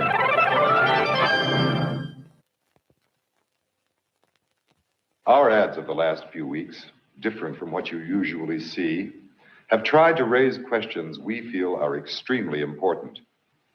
As the first generation of the technological society, we have been acted upon by forces of such power that few, if any, of us can understand. Extensive information gathering on every American, human experiments with Extensive information gathering on every American. This is 1976, boys and girls. The same show of 60 Minutes got these commercials and goddamn, this a motherfucker. This shit old school as hell. This is old than drugs a and motherfucker. psychosurgery, electronic surveillance Society. We have been acted upon by forces of such power that few, if any, of us can understand. Extensive information gathering on every American, human experiments with drugs and psychosurgery, electronic surveillance, the era of the computer, invasion of privacy. Growing government and corporate power over our lives, a people plagued by dehumanization, loneliness, and violence. Dramatic? Perhaps. But we are losing control of our technology and our lives. Not so long ago, people in a similar situation did not awaken to the forces around them. Are we so unwise as to do the same? Damn. That nigga sitting like he's sitting like the Matrix guy, ain't he? He's sitting like goddamn Situation Morpheus. did not awaken to the forces around them. The computer Look at this shit. invasion of such power you usually see have tried to raise questions we feel are extremely important. As the first generation of the technological society, we have been acted upon by forces of such power that few, if any of us, can understand. Extensive information gathering on every American, human experiments with drugs and psychosurgery, electronic surveillance, the era of the computer, invasion of privacy, growing government and corporate power over our lives, a people plagued by dehumanization, loneliness, and violence. Dramatic? Perhaps. But we are losing control of our technology and our lives. Not so long ago, people in a similar situation did not awaken to the forces around them. Are we so unwise as to do the same? Wow, yeah. Yeah, the fuck we are. 1970 fucking 6. They were already, Big Brother was already watching. Already. God dog. Lord have mercy. They were already watching this shit. 1976, technology done took over. Watching motherfuckers, man, human experiments and shit. Swine flu. Lying about that shit. Yo, what the fuck? What the hell? In place for the 70 babies? Hell yeah. Hell to the motherfucking yeah, baby. That was 1976. I don't know if I was born. Well, I was alive in my mama. I don't know what day that came out, but I came out in July 1976. Lord have mercy. They said they're going to have to send this bit down here, man. And you know what? By the time the 80s hit, I was reading up on shit like this. By the time the 80s hit, I started reading up on shit like this at 10, 11, and 12.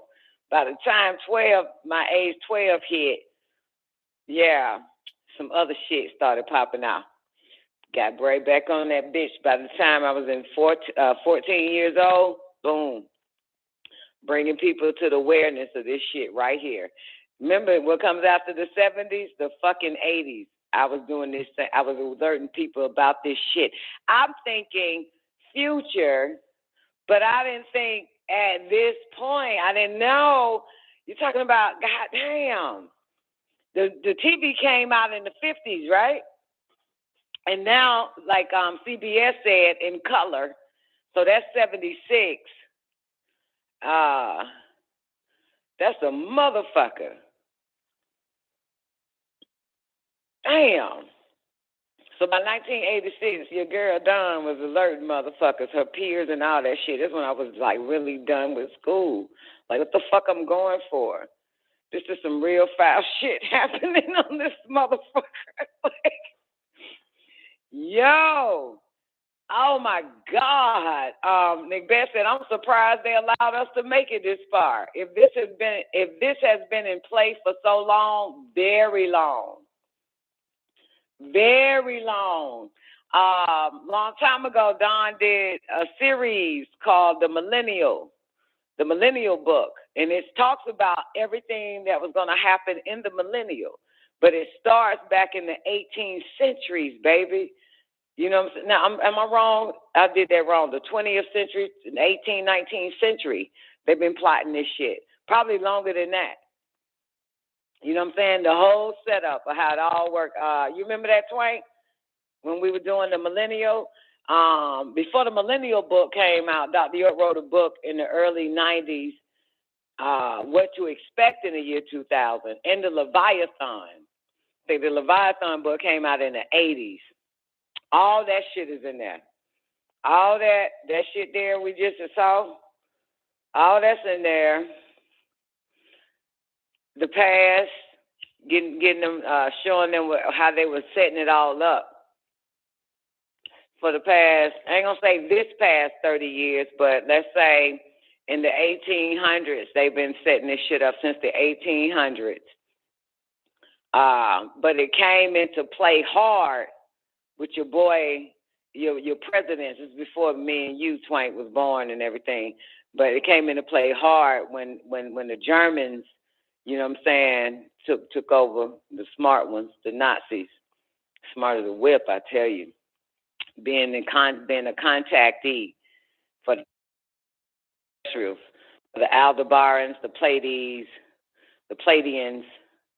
Y'all know them as reptilians, as what one of the former military motherfuckers in the late 1920s and 30s and 40s.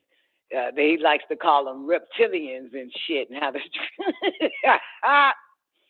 Yo, do y'all hear this shit? Oh, yo, can I play this one more time? Can I just do this one more time? 11 more minutes, please. And then I got something that Boss Lady, I'm going to play with Boss Lady gave me. Can I rewind this back?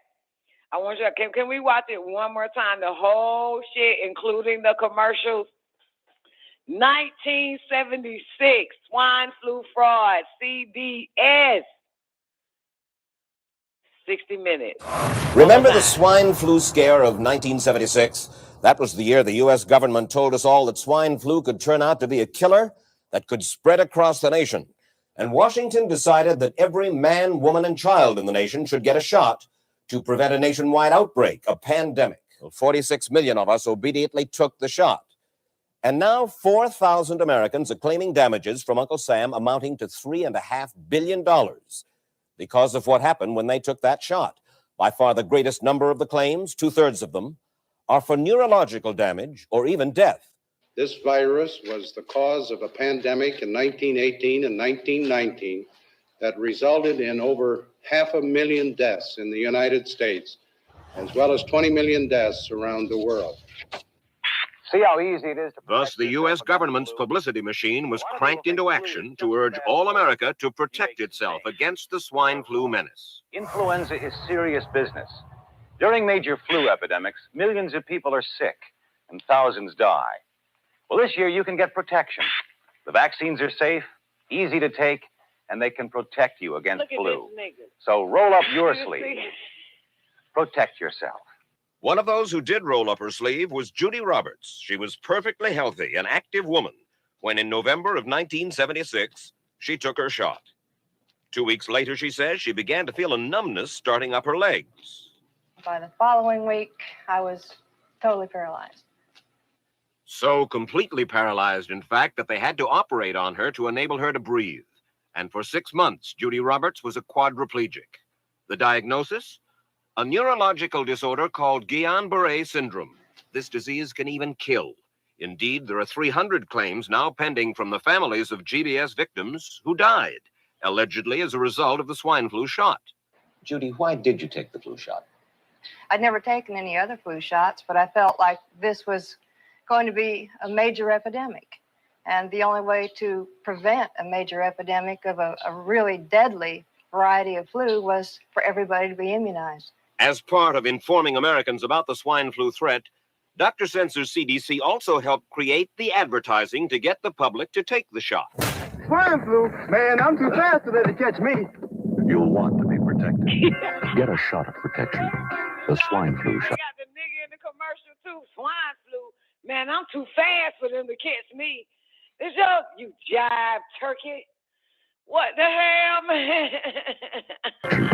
The swine flu shot. Let me read to you from one of your own agency's memos planning the campaign to urge Americans to take the shot. The swine flu vaccine has been taken by many important persons, he wrote. Example, President Ford, Henry Kissinger, Elton John, Muhammad Ali, Mary Tyler Moore, Rudolph Nureyev, Walter Cronkite, Ralph. Yo, y'all see Henry Kissinger? Henry Kissinger was, remember on, God damn, I wish I had friends. I don't have no fucking friends. It sucks. Remember on, oh, shit. Henry Kissinger was also part of Eisenhower's situation and Richard Nixon, during Richard Nixon, a.k.a. Dick. Remember that on, well, that's real true. It's anything called real true. This is real true. So, yeah, new word. Y'all can start using that in 2022. This is real true. And he's a reptilian. And that was one of the key things that they showed, that that Henry Kissinger is a fucking reptilian. This real true, newbie. This real true. You know what I'm saying? And also, Henry Kissinger said at a United Nations, let's say 2005, 2006, my favorite line from this interesting creature named Henry Kissinger, and I seen it. I posted it a long time ago. Matter of fact, let me see if I can pull up his quote. Let me see. I don't know if I can pull it up, but let me see if I can pull it up, because I'm gonna fuck it up. I remembered it like I know a Dr. York quote. That's what I should have did. But at the United Nations, remember, he spoke at the United Nations, and you could tell what conversation the United Nations was having, because he said, look here, we need to create basically a virus that's not real, but sell them the vaccine, and the sheeples will flock to it. He called them sheeples too. And the sheeples will flock to it, and they would cause their own annihilation. They would want it so bad that they would cause their own annihilation, some more shit like that. Most beautiful thing I ever heard anybody ever say. Damn, how do I find my post, boo? Let me see, search Facebook. Let me see. Henry. Oh shit, how you spell Henry? Henry Kissinger. Don Nicoleone. It's my post. And I posted that about, I don't know, 8, 10, 15, 20 months ago or some old shit.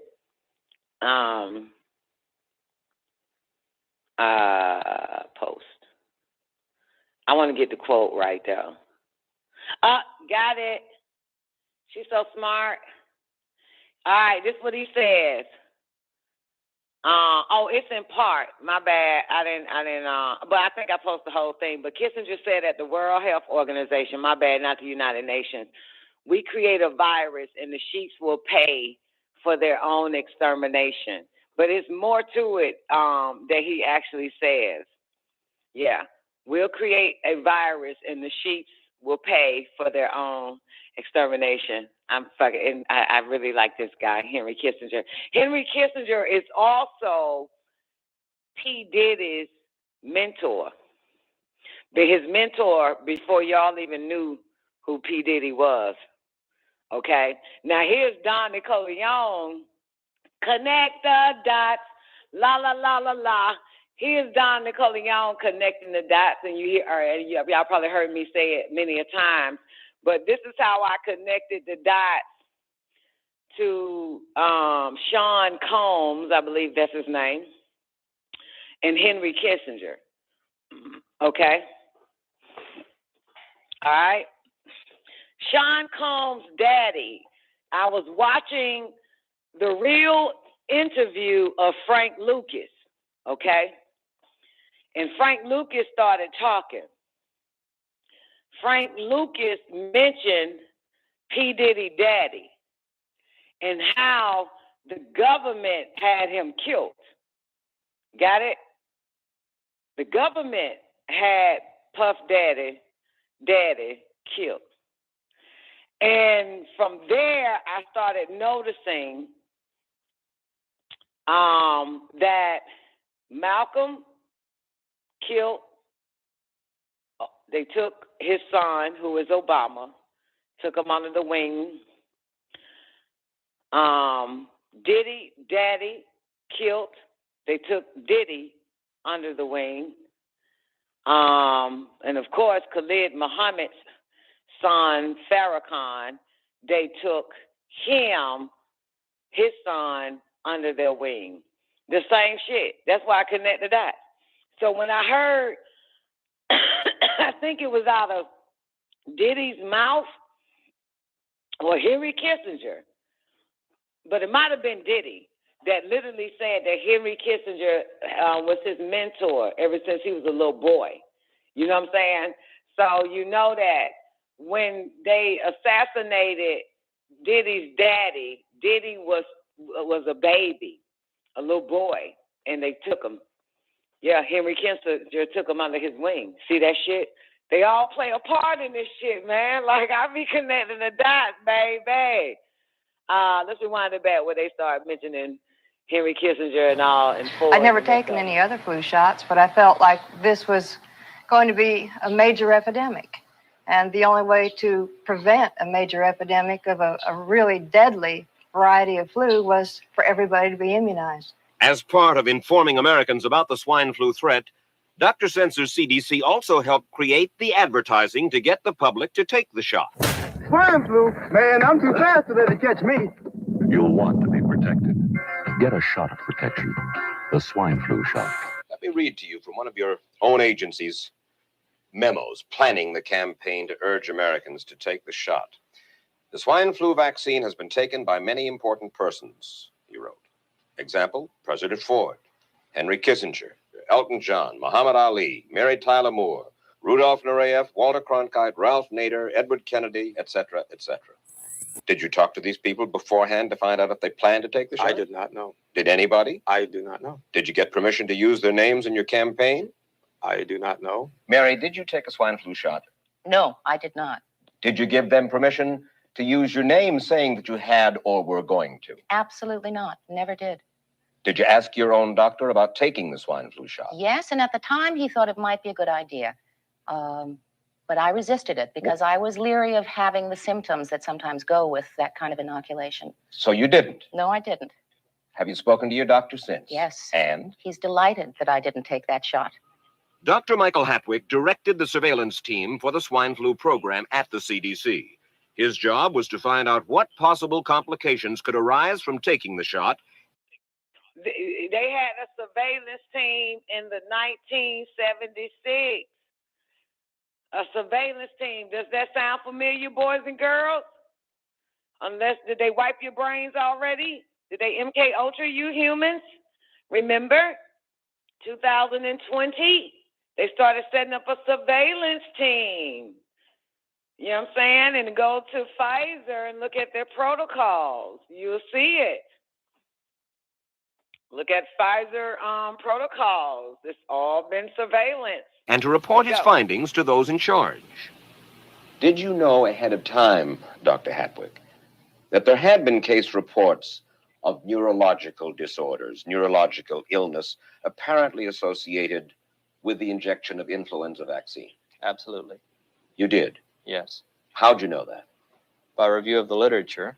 So you told your superiors, the men in charge of the swine flu immunization program, about the possibility of neurological disorders? Absolutely. What would you say if I told you that your superiors say that you never told them about the possibility of neurological complications? That's nonsense. I can't believe that they would say that they did not know that there were neurological illnesses associated with influenza vaccination. That simply is not true. We did know that. I've said that Dr. Hatwick had never told me of his feelings on this subject. And he's lying. I guess you would have to make that assumption. Then why does this report from your own agency, dated July 1976, list neurological complications as a possibility? I think the consensus of the scientific community was that the evidence relating neurologic disorders to influenza immunization was such that they did not feel that this association was a real one. You didn't feel it was necessary to tell the American people that information? I think that over the years we have tried to inform the American people as fully as possible. The vaccines are safe, easy to take, and they can protect you against flu. I told Judy to take the shot. She wasn't going to take it, and she never had shots. And I'm mad with my government because they knew the facts, but they didn't release those facts because if they had released them, the people wouldn't have taken it. And they can come out tomorrow and tell me there's going to be an epidemic, and they can drop off like flies next to me. I will not take another shot that my government tells me to take. Meantime, Judy Roberts and some forethought. Wait a minute. That guy said if they come out tomorrow and say there's another goddamn epidemic and people can drop like flies next to me and I still won't take that shit. Yo! Y'all sleeping on homeboy right here, man. What the fuck? Let me wind it back. Let me find that guy say that shit. Didn't release those facts because if they want to take it, and she never had shots, and I'm mad with my government because they knew the facts, but they didn't release those facts because if they had released them, the people wouldn't have taken it. And they can come out tomorrow and tell me there's going to be an epidemic, and they can drop off like flies next to me. I will not take another shot that my government tells me to take. Meantime.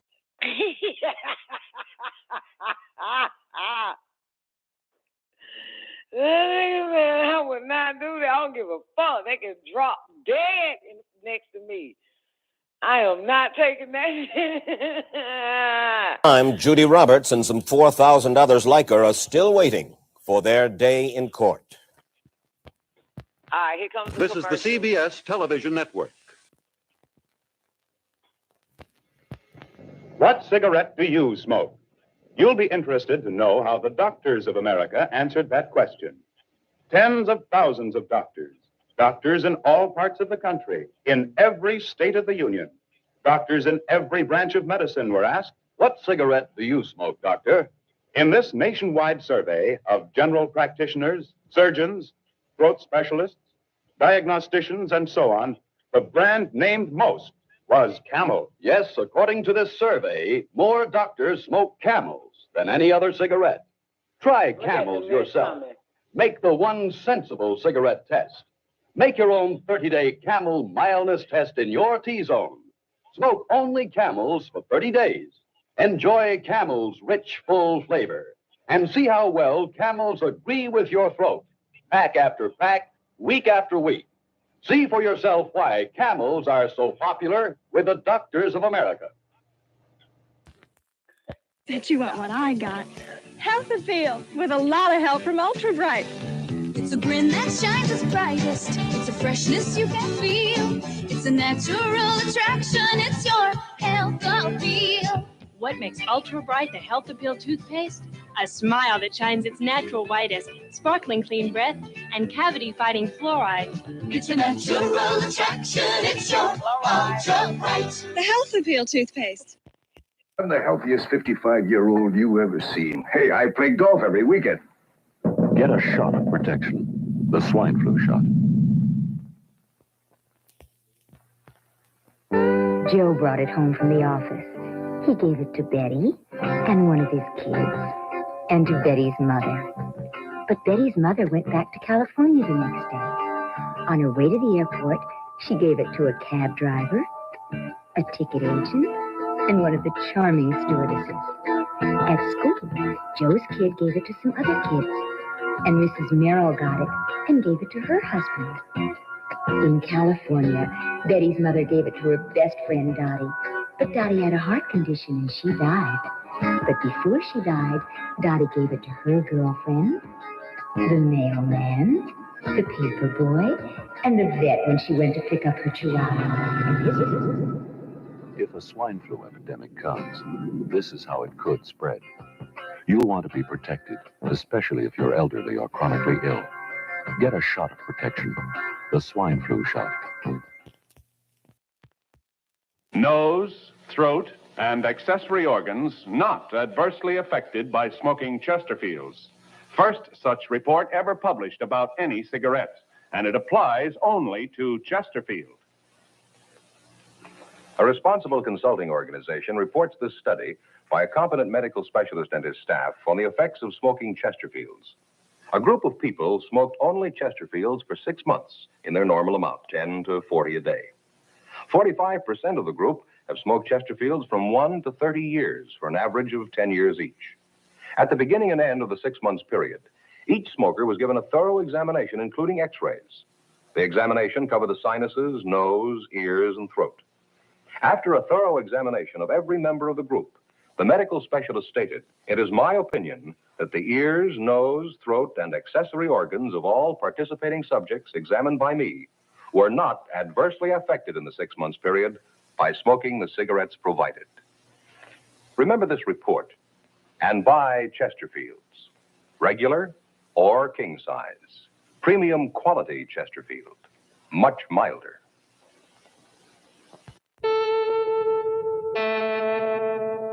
CBS presents this program in color.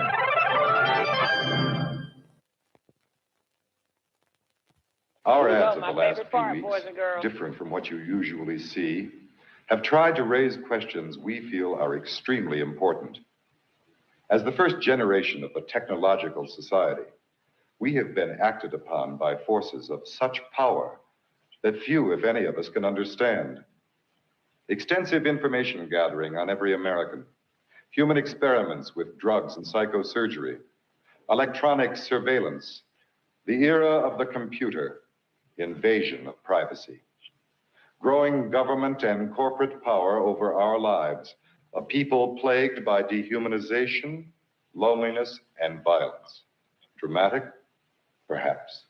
But we are losing control of our technology and our lives. Not so long ago, people in a similar situation did not awaken to the forces around them. Are we so unwise as to do the same?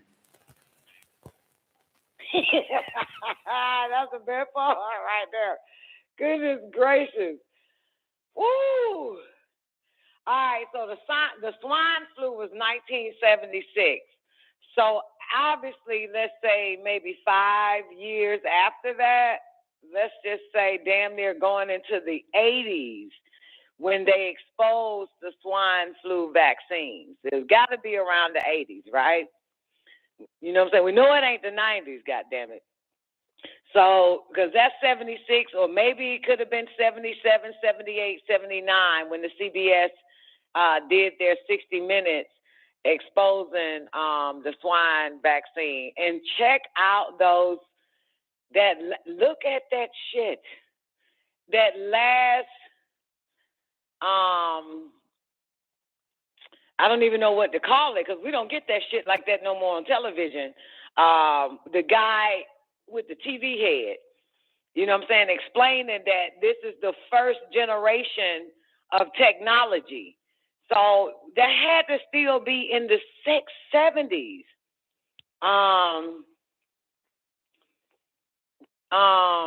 No, it was 76, on this 60 Minutes special. Yeah, because he was questioning them about the 1976 swine flu vaccination. You understand? So let's say that, yeah, it was in 1976. I can play it again. I can play it again. You want me to play it again, G? I play that motherfucker out for the goddamn next hour, 2 hours, every day, all day. But it was 1976 when they had the swine flu / vaccination. So many people died from the vaccination, and they mentioned there was a lawsuit, billions of dollar lawsuit against Uncle Sam, and how they failed to tell the American people the severe adverse effects that happened. Okay, you with me, G? Thank you, baby. So that's 1976. So I'm just assuming that CBS came out with the 60-minute special. It could have been 77, 78, 79, or 80, this CBS special. You know what I'm saying? Along with those commercials that we saw and advertisement of the swine flu, dealing with Betty goes to see her children. She got it from work, kissed her family, took her ass to California, gave it to the goddamn taxi driver, gave it to the ticket man to get her damn ticket to go to California, gave it to the and then was like, you know, get your vaccine commercial. So anyway, but I don't even give a fuck about the pandemic or the epidemic. I don't give a fuck about that. What fucked me up is the TV head, that guy talking about the first generation of technology and the surveillance, them spying on motherfuckers. So I'm assuming this is 67, 68, 76, 78, 79, 80, 81, 82, all of this shit that we're watching. I'm not sure. You know what I'm saying? We know it's not 76, Twank. It can't be 76. 76, he said that the chick took the vaccine November. See, why the fuck am I keep playing it back if y'all ain't remembering shit that the motherfucker is saying? It said November 1976, the vaccine came out. This is the CBS 60-minute special. So this have to be at least a year fucking later, or 2 years later, or 3 years later. So we know it's not 76 when CBS did this 60-minute special. If you listen really fucking good, what the fuck I keep playing this shit for if you ain't taking down dates and months and shit. But the commercial.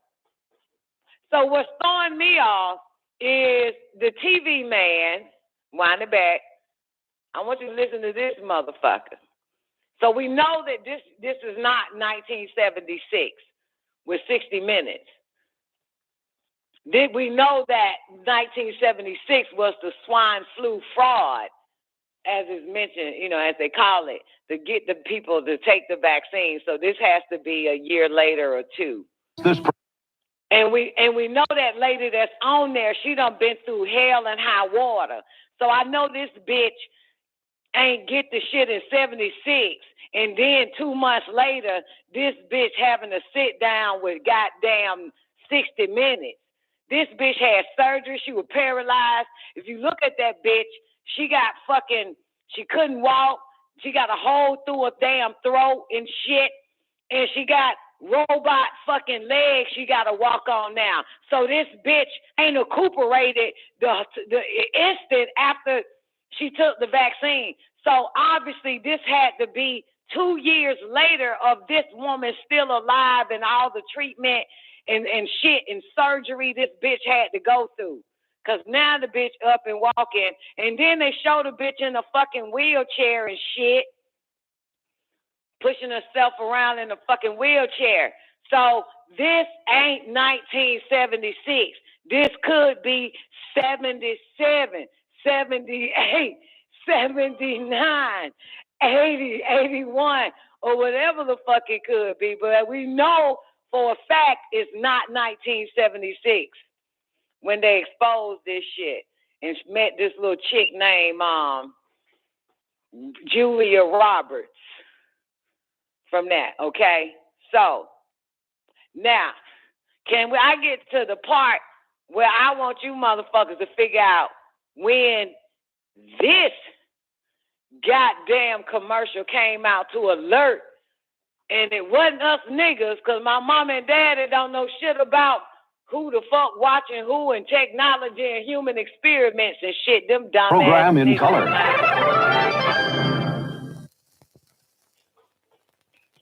Our ads of the last few weeks, different from what you usually see, have tried to raise questions we feel are extremely important. As the first generation of the technological society, we have been acted upon by forces of such power that few, if any, of us can understand. Extensive information gathering on every American, human experiments with extensive information gathering on every American. Ain't this a bitch? Everybody talking like they doing that shit now. This is when the shit started. Either in 77, 8, or 879, or 80, 81, or whatever, the first generation of technology babies. Get this. This is what we need to pay attention to. that few, if any, of us can understand. Important. I'm in color.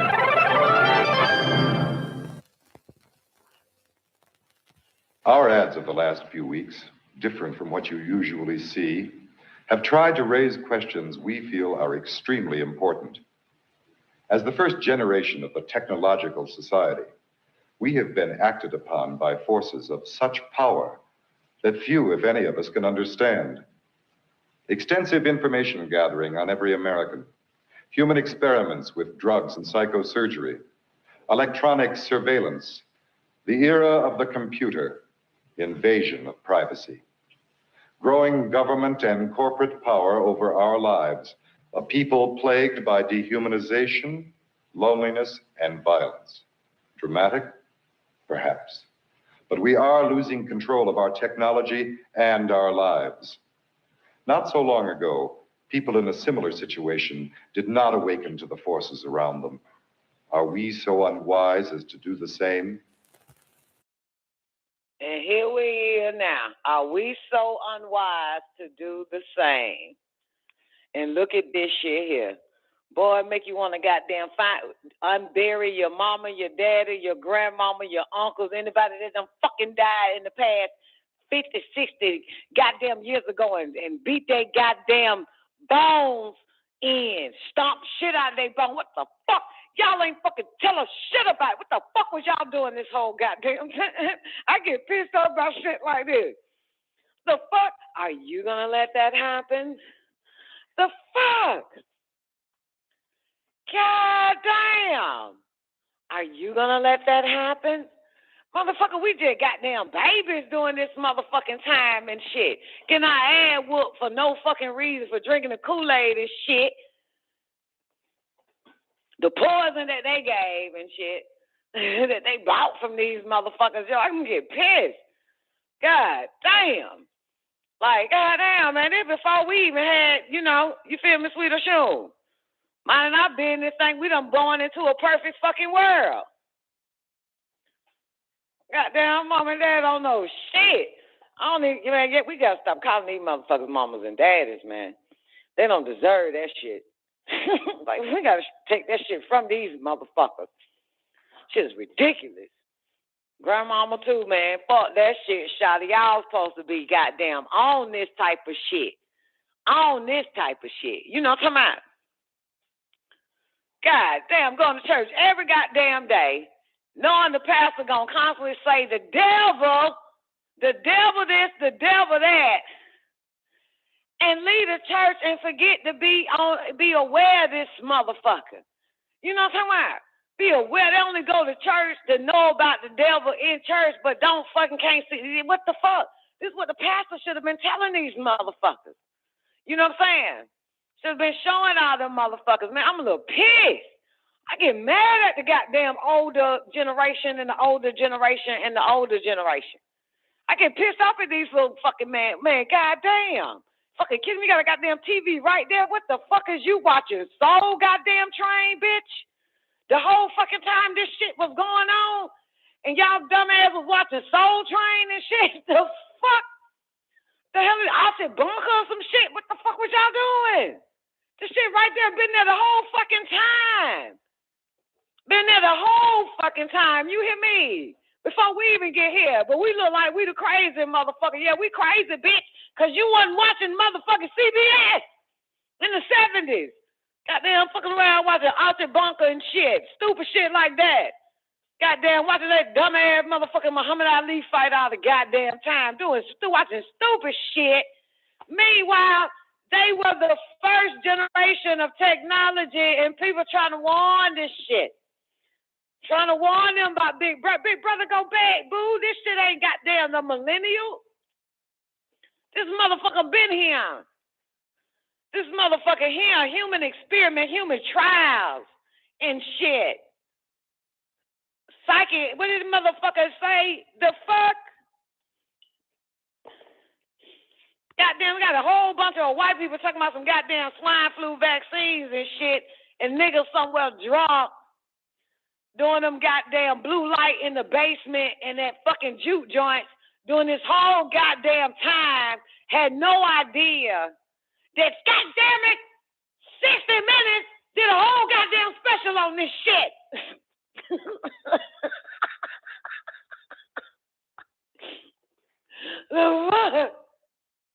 And then go take our ass once we born, our dumbass mama and daddy, and got us shot the fuck up too.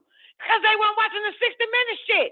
They ain't hear that white man say, I don't give a fuck if there's another epidemic. Motherfuckers can drop dead next to me like flies. I ain't taking another goddamn shot of fucking government won't. I'll never take another goddamn vaccine for them motherfuckers. And meanwhile, in the nigga community, just all in line with they fucking kids and shit. Missing all this shit here. All this shit. Here we are. It's a wonder how the fuck we survived. It'd be a wonder. It's a miracle how you survive with ignorant goddamn family members older than your ass. And so it's amazing how the fuck we all survive. You know what I'm saying? In the presence of some ignorant ass moms and dads and grandmoms and dads and dads and uncles and great uncles and shit. How the fuck did we survive? God damn. Girl, we done lived out that nasty ass Kool-Aid. 1940s or 50s or 60s, they about the Nazis in. Okay? Y'all go watch Hunters.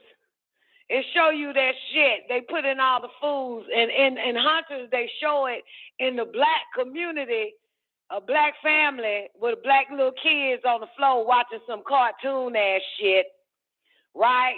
Back in the I'm Black and I'm Proud era, right? Right.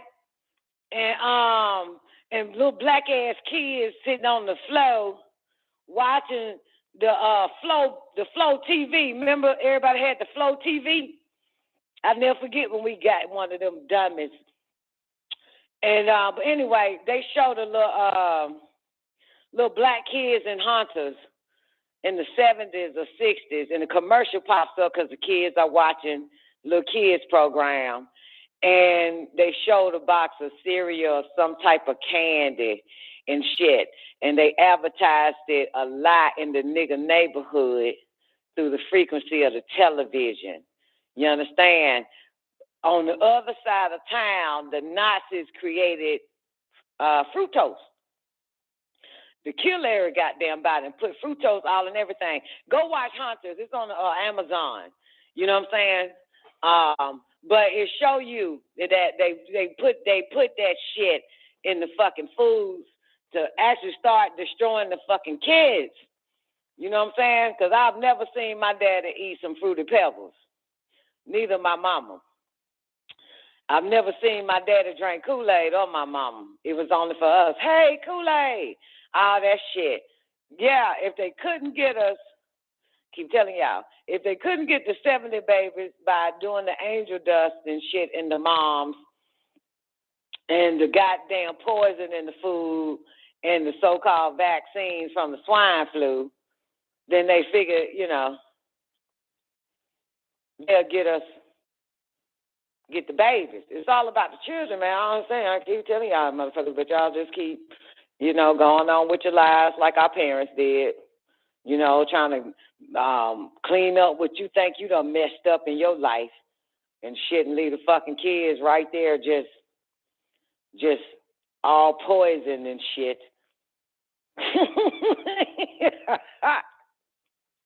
All poisoned up, all fucked up and shit. The same distractions. I'm telling y'all, the same distractions. The drugs, the partying, the alcohol, trying to make a living, all that fucking bullshit that they did to our parents and distracted their ass, but bam, left us to be taught by some sick ass white people in bird costumes and Cookie Monster costumes and shit. Then the commercial shows up. That type of shit. It's a repeated fucking cycle. I'm telling you, it's a repeated fucking cycle. You understand? It's a repeated cycle. I'm watching it now. You know what I'm saying? Watching it now, man. It's a repeated cycle, man. You think it's about your life. No, they been had yours. They after your babies. They been got you. They got you the moment you was conceived. Distracted your mama and dad and all the rest of them motherfuckers and got you. So they always gonna be after the fucking babies. Motherfuckers are not. They just, y'all gonna keep missing that shit. Keep missing it. Keep missing it. Always after that. But one thing that Nick Beth said that is the most, she said, it's a wonder how we live through this shit. How the fuck we are.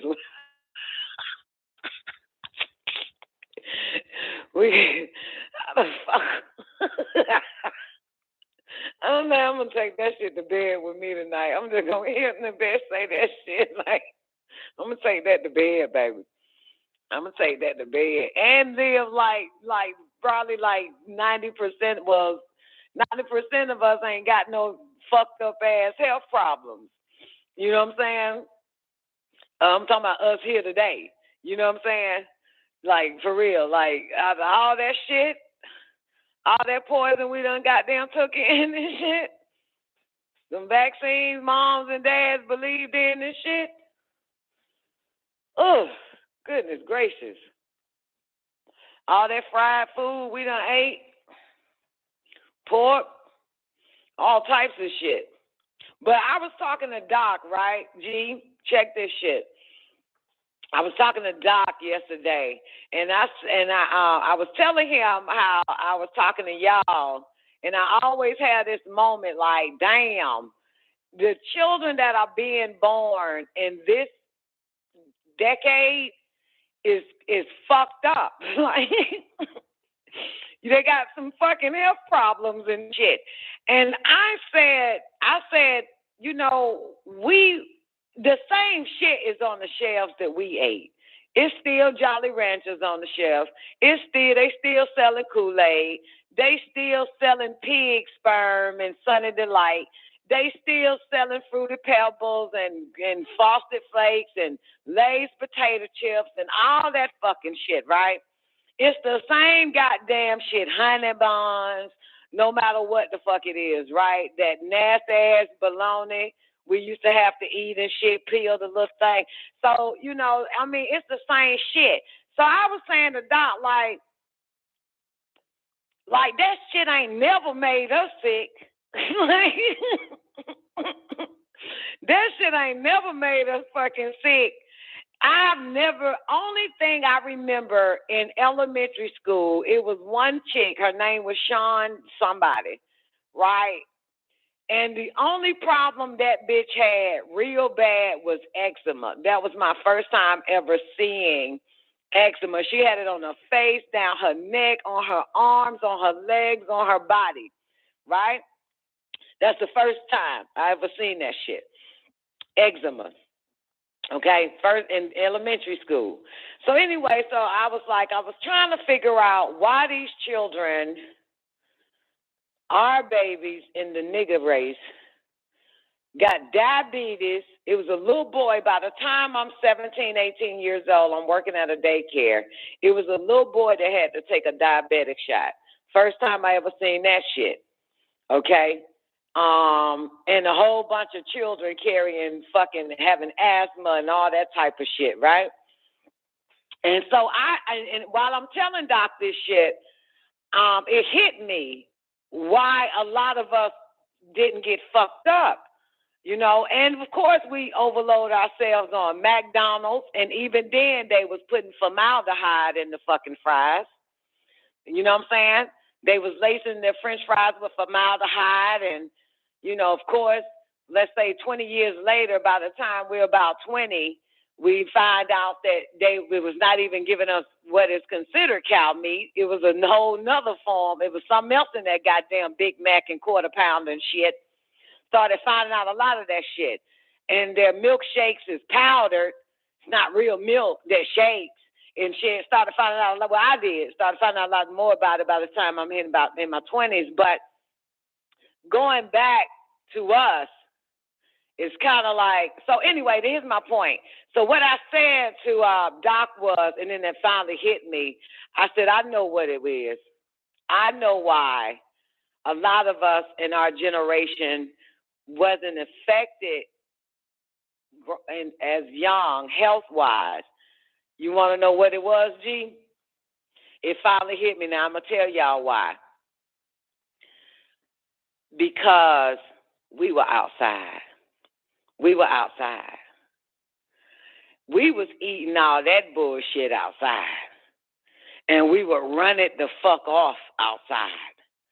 We wouldn't go in no house and eat no McDonald's and sit there and then get in front of a fucking TV and watch some shit. We would get out the car from McDonald's and be having our burgers still running and playing, and outside with our motherfucking burgers, our Kool-Aid, our dipstick, all that sugar we were eating and candy-laden shit, but we stayed out fucking side. We would never eat no shit like that in front of no damn TV in no damn house. We stayed outside running around this bitch, hula hooping, jump roping, playing goddamn dodgeball, kickball, all types of shit with that damn poison in us. That's what the fuck we were doing. Okay? We never, ever sat there like some gluttonous ass kids of today staring at an idiot box or a phone or a computer and eating this junk. That's what kept us alive. That's what saved us. As soon as the sun came up, we were outside. We were out fucking side. Outside, running around, and if we ever did get hungry, because some of us, our mama didn't want us going in and out the fucking house, we had to eat from them trees, them crab apples, the muscadimes, got a little thirsty, start sucking on some honeysuckles out there and shit. You know what I'm saying? So, yeah, baby. So it hit me. I said, goddamn, we blackberry trees and figs and walnuts, just picking them bitches up off the ground and just picking them up, cracking them bitches and eating that shit. You know what I'm saying? But these fuckers here, because I kept saying, Doc, I don't know if it's more poison in the stuff we're eating. When we were children, they put a hell of a lot more poison in that bitch now. Or it's just that these fucking kids, you know what I'm saying? Oh, and we were water. Oh, yeah, water was our best friend. Water was our buddy. We would get that hose. And drink from that fucking hose, bitch. Okay? All right? And shut the fucking hose. We had water. And we had to be outside. That's the thing. We had to be outside. We wanted to be outside. And then it was times where we had to be outside. Take your ass outside. Get out of this damn house. Take your ass outside and play. Take your ass outside and play. I don't want to goddamn go out there and play. I don't give a fuck. You better get your ass up out my face, but take your ass outside and play. Better find something to goddamn do outside. That's how it was. Sometimes you was forced to go out there. Sometimes you were crying to go outside. There's not a baby in America right now crying to go outside. You know what I'm saying? Punishment was being stuck in the damn house, motherfucker. You are punished from going outside. That was our punishment. The fuck? And mad like a motherfucker that we couldn't go out there. That is a motherfucker, right? But I'm realizing that and my man said this shit in the 80s. This nigga said in the 80s. Now, mind you, Dr. York was 40 in the 80s. Some of us was 10, 12, 5, 6, 7, 8, 9. He was telling the parents that was 40 and up, don't let your children get a hold to that fucking technology, to that computer. Okay? He was warning them in the 80s. So it's going to make them lazy and they're not going to be able to think. They will not be able to think on their own without this shit. Now, mind you, this is our generation he's talking about, which still should have applied to us by the time we got older and kept that shit away from our children, not for entertainment and certainly not for education. You understand? You got me? You understand? It was, yeah, because it makes us no longer think. So what happens by the time the millennial hits? Everything is smarter than your child. Smartphones, smart this, smart that, smart whatever. You know what I'm saying? Everything is smarter than your baby now. You know what I'm saying? And this is what happens. Now it's dependent upon getting answers from a goddamn computer. It's dependent upon getting whatever, I can't even call it true information, getting whatever the fuck, and you can't get it yourself now. You know what I'm saying? He said it'll make them lazy and make them, he said it'll reduce their brain activity. You know what I'm saying? So now it makes sense that was the whole point of it anyway. That's why my man on the TV screen says the first generation of technology. If that's the first generation of technology, then let's just assume we're the second. Babies in the 90s is the third, and these bitches here of the millennial is the fourth generation. You know what I'm saying? Let's just assume that. Fourth generation of technology, and look at it now. Look at it now. Fat, sick, lazy fucking kids. Fat, let's everybody say it again. Say it together. Fat, sick, lazy fucking kids. One more time. Fat, sick, lazy fucking kids. Again. Fat, sick, lazy fucking kids. Technology babies. Fat, sick, lazy fucking kids. That's what it is. That's what happens. That's what happens. You hear me? You hear me? That's exactly what the fuck is going on. And it's the kids, the little ones. You know what I'm saying? I don't know what the fuck. I don't understand. I don't get it, because I'm still be trying to figure out, man, why Doc says he sees damn near over 300 children a month in the emergency room. 300 children a month in the emergency room for years since phones and technology has came out. And then he said it was a 3-year-old baby with a fucking cell phone in the emergency room the other day. And for the record, something that only the medical side studied is that, remember, your cell phones cause trouble breathing. You know what I'm saying? Give you asthma and shit. It's all part of that shit. You know what I'm saying? Remember I did a show on that like 5-6 years ago? Remember I told y'all that shit? Because I had a problem. Once I changed my diet, I was on an asthma pump. Because we stop wanting to play outside when you get old and shit, especially when you got a nigga here don't want you going no goddamn well. Want you outside and shit. Somebody might kidnap you and make you a happy wife. Stupid shit like that, right? So anyway, bad conditions. But you know what? Wait a minute. I got another theory. It just came. I now know it wasn't. Here's another thing I got to throw on the table. It just hit me.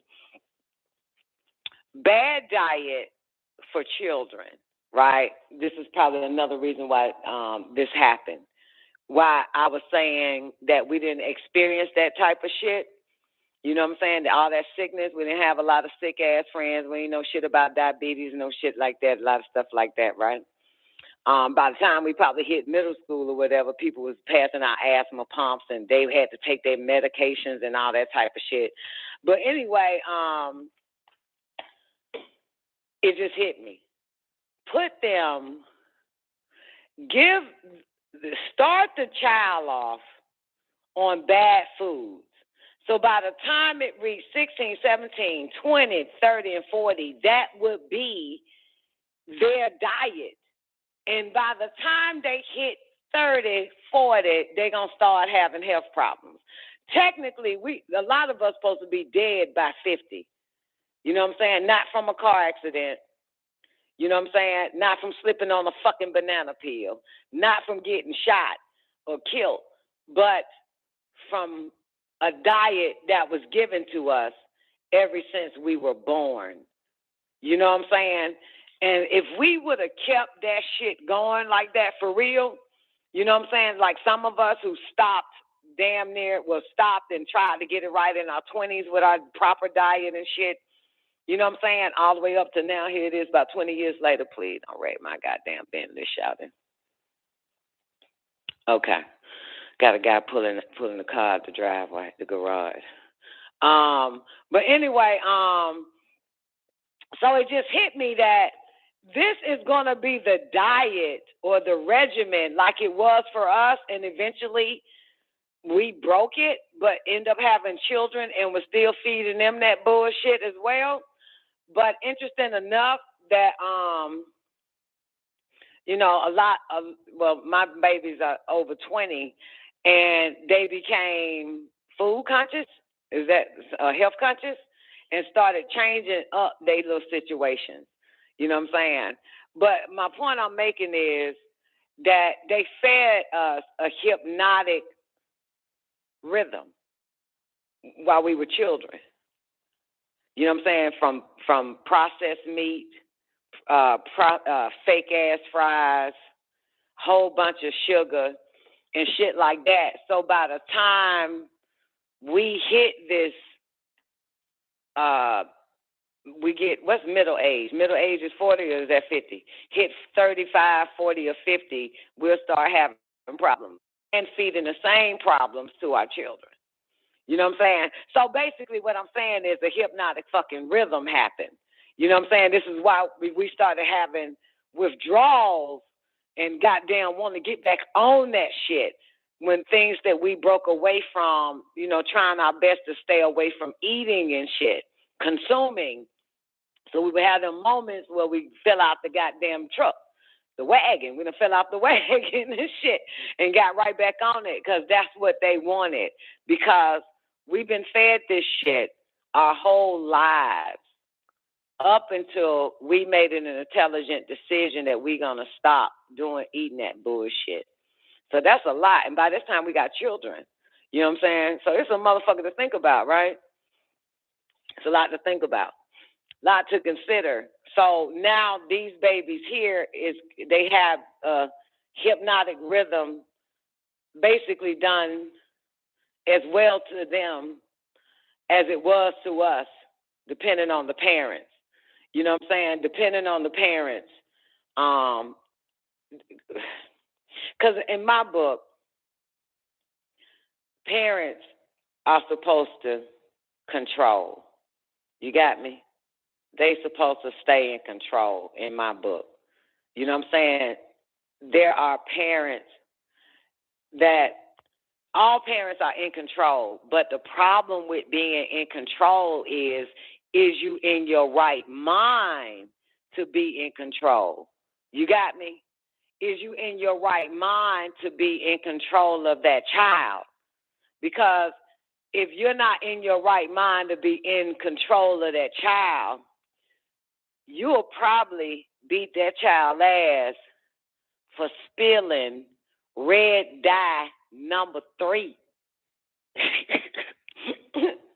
Some Hawaiian punch or some Coca-Cola on the fucking ground, and you'll beat that child's ass, but that's poison. So if you in your right mind, control is important. You know what I'm saying? But I know all parents want to be in control of their children, and of course in control of their lives, but not in your right mind, because then you're going to feed them the same dangerous chemicals that was fed to you, thinking this is what your child should have. And why I say control is because control still deals with discipline. You get what I'm saying, Twain? Control is like also discipline. So it's like no matter what, if your child have a fit because it's crying over some poison and you know it's poison, but you give it to the baby to shut it the fuck up. So you let it have some gummy worms, a bunch of sugar-ass shit to fuck it up. Oh, and another thing. By the time I was 16, 17 years old and shit, right, working at the daycare, I found that there were 10 4-year-olds. I worked with the 3 and 4-year-olds. That there were 10 4-year-olds, 3 turning 4 or already 4. You know they had fucking, you remember 007 Newbie, the old one, back in the day, Sean Connery? Remember that man with the silver teeth? Those, yeah, James Bond. And remember, and I think it was Jawbreaker or something, not Jawbreaker. You know that one where that guy had that silver, his mouth was full of silver. You remember that? I think that movie came out in the 60s or 70s. I don't know how the fuck we ended up watching James. My boy, we some old school, smart motherfuckers watching some 007 shit back then too, huh? Anyway, those babies had that big, tall, and his teeth was silver. So some of the babies at that daycare, Twain, had these silver things in their fucking mouth. Their whole teeth was made, they had a whole silver grill. And so I've never seen no shit like that. And I found out that, for the record, I hate to say this, but majority of ghetto motherfuckers put their kids in a daycare, right? I've never put my children on daycare, and I never fucking will. So anyway, and of course, a ghetto-minded, I ain't gonna say ghetto-minded because I'm ghetto-minded, but I'm in my right mind. I'm happy to be proud of it. But a dumb bitch, they were feeding their babies Coca-Cola through a bottle. Them babies was born on Coca-Cola. You understand? That's some strange-ass shit, right? Giving them Coca-Cola and was fucking up their teeth. And they had to put that shit all over them babies. These was 3 and 4-year-olds, newbie. You hear me? The sugar, you know what I'm saying? Not only the sugar, all this shit, and they had to put the shit. I've never seen no shit like that before. And they feeding them Coca-Cola, baby. through a bottle, a sippy cup, all types of shit. Kool-Aid. And I remember this one time because I didn't know no better. As a 15-year-old mom, I put something they said was for children in a bottle for Tiara, right? Boy, I'm so glad I got a mama. Oh, I take back everything I said earlier. I fed her some old juice / soda for kids or something, but I put it in a bottle. You hear me? And I gave it to Tiara. And my mom came home, and the bottle is sitting there. Tiara finished drinking it. And my mama said, look at that bottle. This is what she said. Look at this bottle. Do you see what's in that bottle? Now, mind you, the juice is gone, whatever the fuck it is. I said, ain't nothing in the bottle, Mama. She said, yes, it is. You see all that red stain in the inside of that bottle? That is the same red stains that's in your baby right now. That's what she said to me. Y'all will catch it later. It left a stain in the bottle. She said it's leaving a stain in your baby. Stop giving her that shit. Ain't that something? Okay, you caught that. Die is die. I was 15, 16 years old. Yeah. Yep. And I pay attention to that shit. Since then, I pay attention to that shit. Whatever leave a stain is leaving a stain in your baby and in your ass. You know what I'm saying? But I didn't really give two fucks about me. You know what I'm saying? I'm a mother. You know what I'm saying? I didn't start protecting myself until I got older. But I knew then that would be off limits for my children, for my baby. You know what I'm saying? Anything that stains, that's a no-no. That leaves a stain is going to leave a stain in my baby. Yeah, Daily. I'm so glad, man. Like, she fucking showed me that shit, man. I'm thinking, we just throwing shit in a bottle. Hey, you want whatever the fuck this juice was and shit. They just some liars. Like, that's why, man, if I can start this bitch over again, it'll be totally different. You know what I'm saying? For real. It'll probably end up the same way it is now, but I'm saying starting it over with the level of what I know, and being firm in what I know. You know what I'm saying? That's control. That's discipline. Being firm in what you know. Because you could know and not be firm in it. You can know and still not have control. You can know and still don't have the discipline.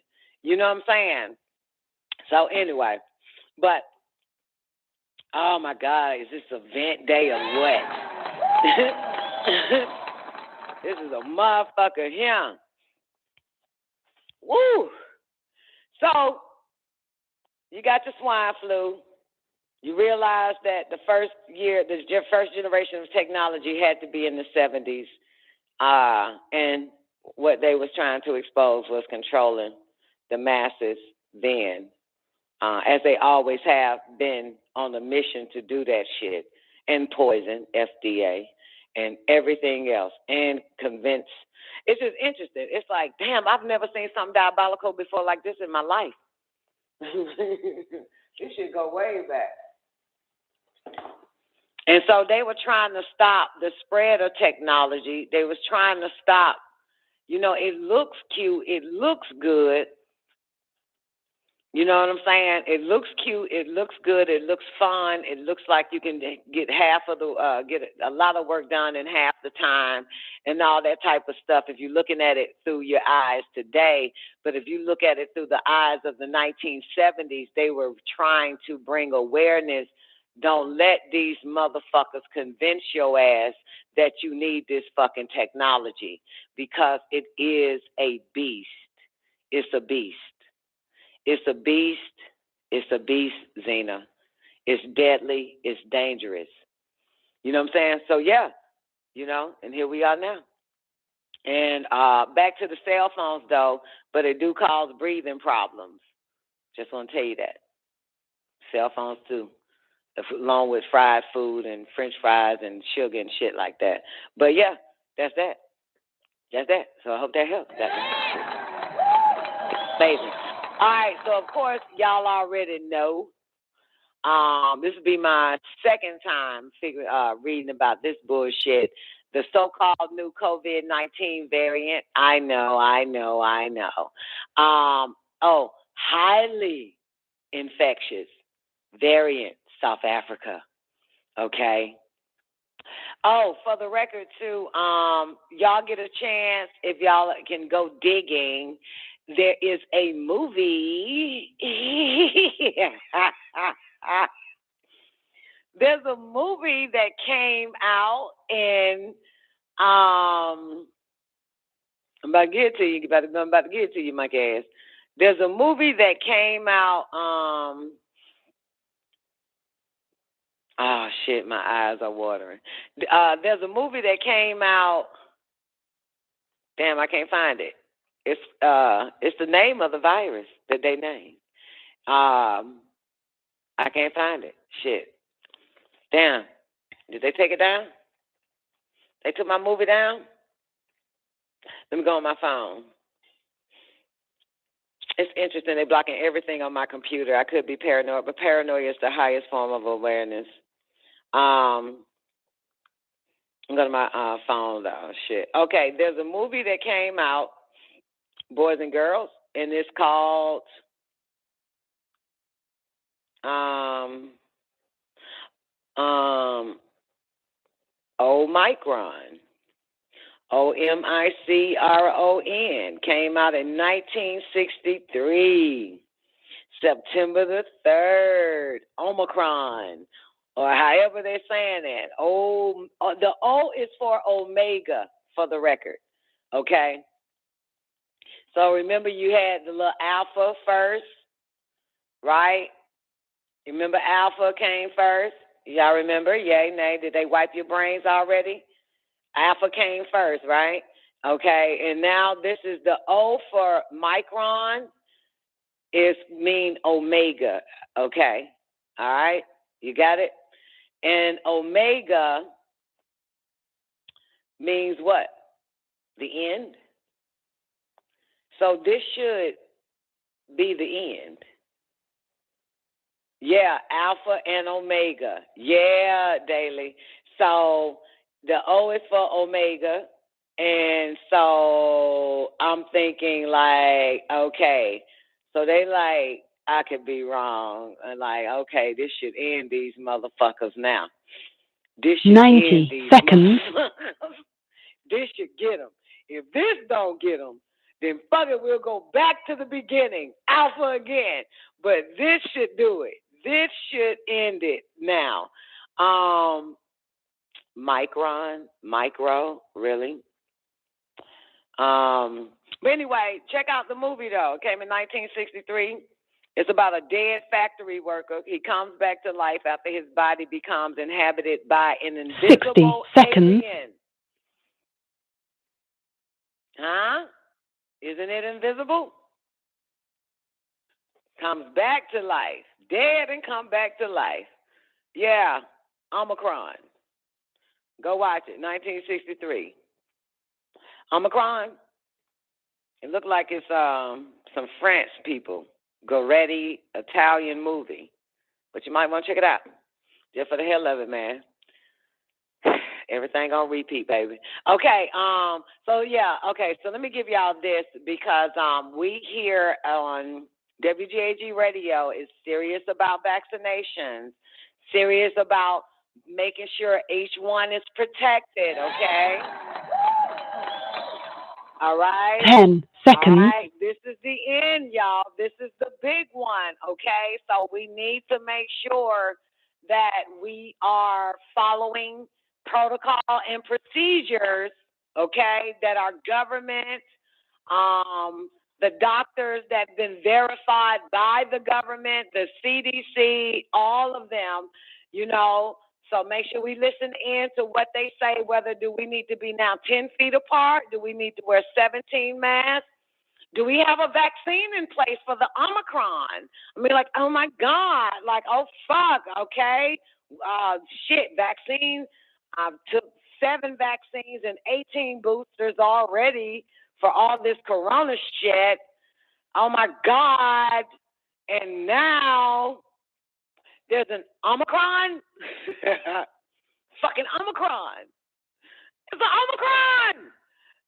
All right. So everybody, make sure you stay up to date. Oh, and don't forget that you can stop the spread of Omicron if you do what? Buy a lot of toilet paper. Stock up on toilet paper.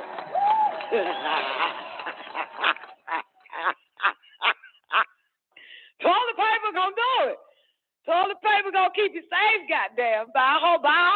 Take every goddamn toilet paper off the fucking shelf next week, you hear me? That should protect us all around this motherfucker. Toilet paper, baby.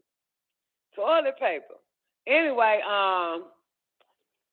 make sure you get toilet paper. That's important. Gotta do it again, right? Start this bitch over from 2020. So by the time 2022 hit, it's gonna be back to the beginning. So I'm telling y'all now, stock up on toilet paper.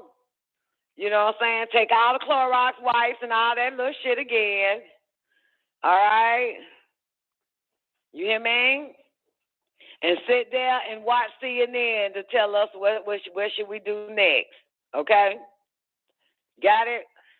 Everybody clear? Omicron is coming. You know these motherfuckers ain't gonna make this shit up. You know what I'm saying? You know they're going to bring that shit right over to America. It's already here. They already talking about it. Omicron. Omicron, goddammit. Omicron. Yeah. Omicron. They ain't finna die that shit down. They about to goddamn plaster that bitch every goddamn well. Everywhere. As a matter of fact, I heard them say, regarding Omicron, and I'm going to quote this again, read it in the local news here in this town that they said this is interesting with Omicron.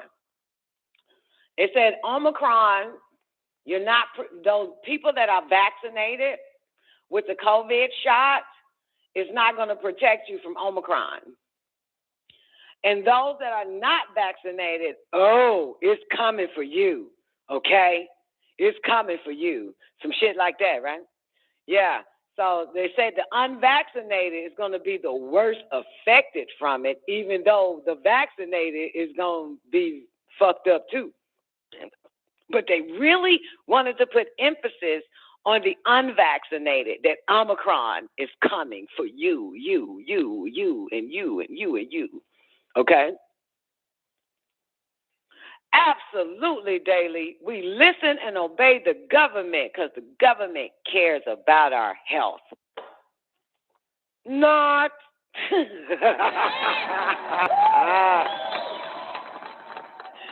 If the government really cared about our health, they'll shut down McDonald's.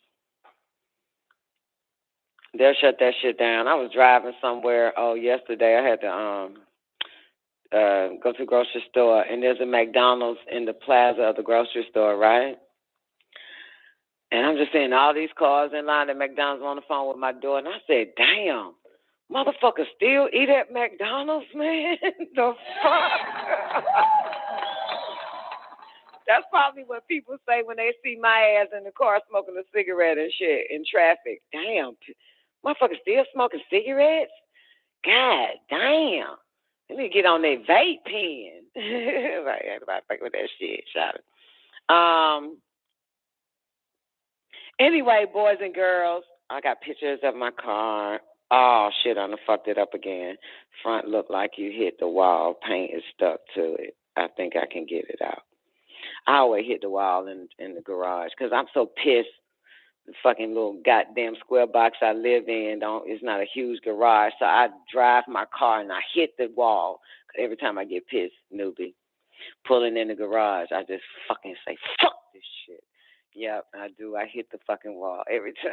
Deliberately, motherfucker, okay? Give a shit. I'm mad, man. But you know, it ain't my body. It ain't nothing but man-made goddamn fucking goddamn vehicle, man. They goddamn give a shit about what man-made. You feel me? As long as it ain't me being thrown up against some fucking wall, I don't give a shit. But anyway, yeah, my little baby. Yeah, and they fixed it a while ago. But anyway, I done ran up on that bitch again. I don't give a fuck. I am so pissed, like peed. But anyway, I still take off in my backyard. You take the good, you take the bad. You take them both, and there you have the facts of life. Can't have it all. You know what I'm saying? Can't really have what you really want. You can only get what they, what they want you to have. So, you feel me? God damn it. So, I'm trying to get into that shit.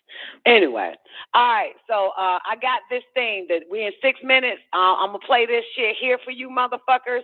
I don't know exactly what it is, but this is the Negro industry, 1952. Boss lady said I should watch this. The Negro industry. Okay? So, you want me to play it?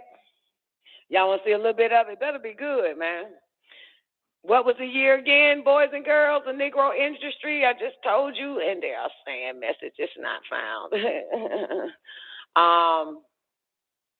The Negro industry, 1952. Boss lady want us to watch this, okay? So I'm gonna set it up. My video is already open on what's that place called? After Party, and YouTube. You about to get it. The Negro industry. All right, let's check it out. The Negro industry, 1952. Action. Oh, good. It's just 11 minutes. Oh, the cigarette commercial. Okay, give me a second. I gotta open the mic. Cigarette commercial again. It's Chester, y'all.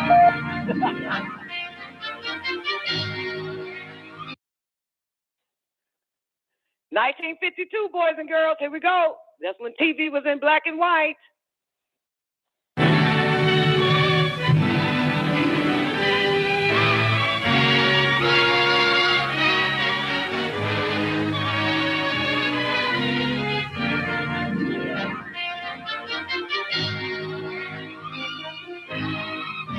Motion picture dedicated to Negro America.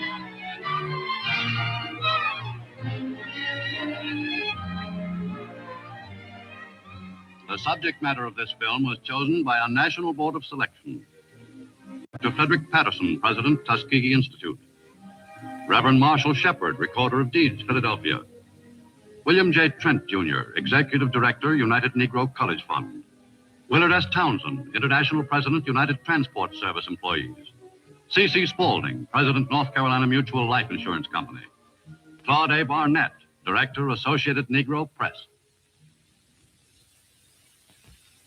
How do you do? This is another in the series of motion pictures presented by Liggett & Myers, makers of Chesterfield cigarettes. Today's subject is the Negro in business and industry, a topic of interest to us all. I should like for you to meet two distinguished gentlemen who are highly qualified to discuss this subject. Mr. Horace Sutter, President of the National Negro Business League, and Mr. Willard S. Townsend, International President of the United Transport Service Employees. As part of a wage-earning population of 60 millions, many hundreds of thousands of Negroes are engaged in a wide variety of occupations. We're gaining in job security and gaining in job opportunities commensurate with our individual abilities. Mr. Barnett, I would like for our audience to see some practical evidence upon which my statements are based. Fine. In all parts of the country, the Negro is taking his place in the skilled arts of labor. in plant and factory, in the many industrial testing and research laboratories, and in the business offices of banks, insurance companies, and other concerns. Many skilled welders in the large industrial centers are Negroes. For these jobs, at least a year's training is required. Those with high mechanical aptitudes train for the big pay inspection jobs. These machines are expensive, and the men who run them must be efficient and careful to a high degree. Amicable agreements are worked out in meetings like this one between Burlington Railroad Management and an employees' labor group.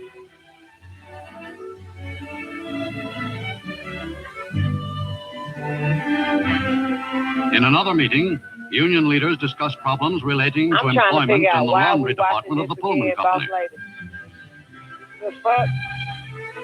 Women these days are interested in the durability of a fabric as well as its beauty and style. Showing them niggas this is a white boy. Already large numbers of women enjoy careers as executives and white-collar workers. Better job opportunities mean better living conditions all over America. Women hold high executive positions in some of the nation's largest department stores. This woman is credit manager. Politeness and a pleasant disposition, together with a head for figures, make some women ideal bank tellers. One of the first Negroes in America to be employed as an engineer by a public utility, Jesse Temple, Jr. of St. Louis, thinks engineering offers a real opportunity for young men and women looking for successful careers.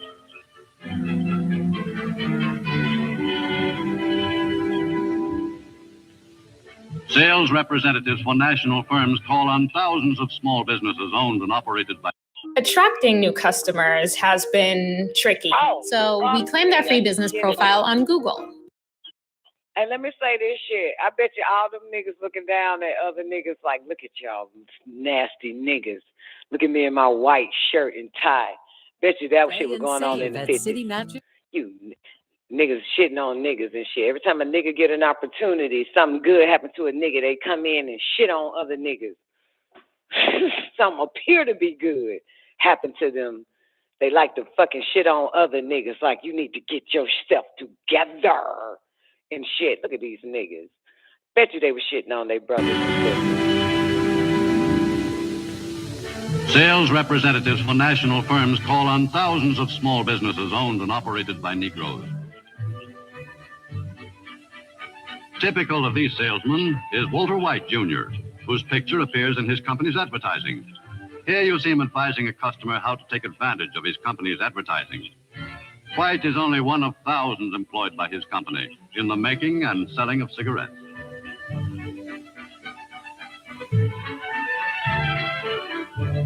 Set that shit up right in the black neighborhood. Chesterfield. There go Chesterfield. That's why they gave niggas jobs and shit. Did you see this shit? So they can set it up in the nigga neighborhood. Did you see this shit? This motherfucker's a... Do you see this shit? No, but you would never do no shit like that if this was the 50s, would you? Yes, the fuck you would.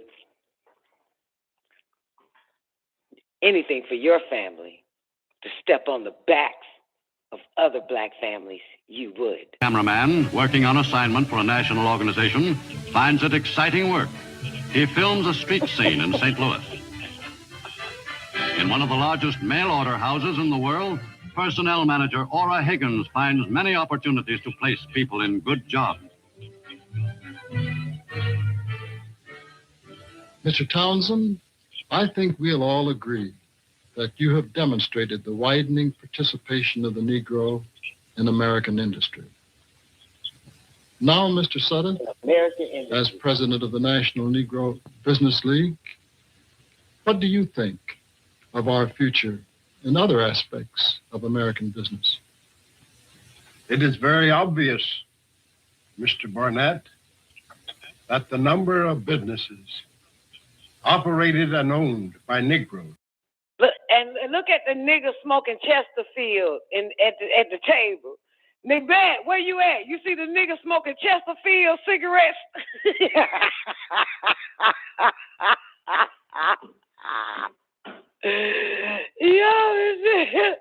I'm crying. Oh my God. Mr. Barnett, that the number of businesses operated and owned by Negroes is constantly growing. There are, for instance, Mr. Barnett, life insurance companies owned and operated by Negroes with total assets amounting to more than $175 million. There are also 14 banks owned and operated by Negroes, which have assets and resources in excess of $33 million. The many banks owned and operated by Negroes represent an important step on the way to economic independence. Those receiving the benefits of their efficient services include businessmen, farmers, and working men and women. Courteous, trained employees give information to those who seek advice on financial matters. Another evidence of economic progress is the number of insurance companies owned and operated by members of the race. Supreme Liberty Life of Illinois is celebrating its 30th anniversary. Truman Gibson Sr. is president. The largest business organization in the South. Wow, 30-year anniversary. It's 1952. Somebody minus 3 from 5. That's the 20s. That's the 1920s. I thought you niggas was having a hard time with racism during the 20s. They lied to you. They fucking lied to your ass. They lied. That whole racism shit started with Malcolm fucking X and Martin Luther King. They lied. This is the fucking 20s. This nigger is goddamn it 30-year anniversary of his goddamn savings and loans and goddamn insurance company and shit. I looked at old black and white footage in Memphis, and this was 1898.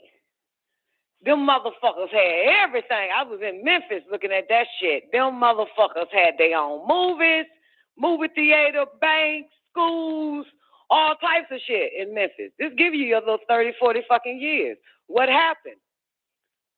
What happened? What happened? Goddamn Martin, Moses, King told motherfucking niggas about a promised land. Told niggas about a fucking promised land and shit. Over in Greece. Over there in Rome with the goddamn told them there was a promised land he gonna take them niggas to. Full of Romans and Greeks, homosexuals and dogs and German shepherds and shit. And niggas shut down their whole goddamn cities. And went over that fucking bridge and ain't been the same ever since. South, owned and operated by Negroes, is the North Carolina Mutual Life Insurance Company of Durham, home of Chesterfield. President C.C. Spaulding has led his company through half a century of continuous progress. Another field that has been rapidly expanding is the savings and loan business. There has been a record growth of such firms during the past 15 years. And at the present time, there are 27 Negro-managed savings and loan associations in America, with assets totaling approximately $20 million. They help with housing problems and frequently lend aid in... Let me say this. $20 million. What did he say? 100 and... What the fuck number was that? Do you know how much that it really is in the 1950s? That's damn near over $1 billion. That's a lot of money in the 1950s.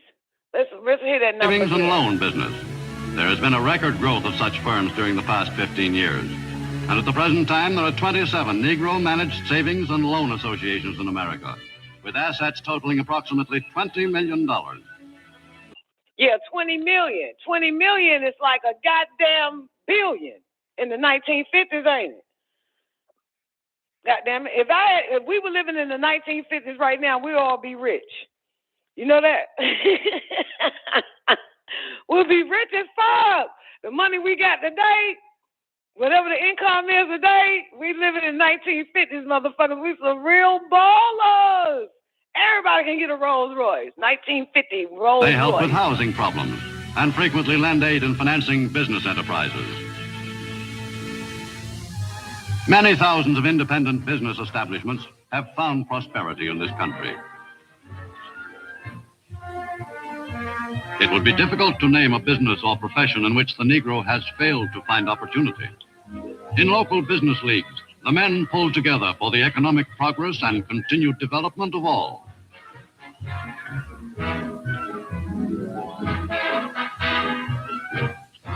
Ray Robinson is a man of many enterprises, all successful. A man who has combined art and business on a large scale is Paul R. Williams of California, nationally known architect. From his drawing board have come plans for many famous buildings and fine homes for Hollywood stars. Wow. One of the most influential privately owned enterprises is the Pittsburgh Courier, largest Negro newspaper in America with a circulation over 300,000.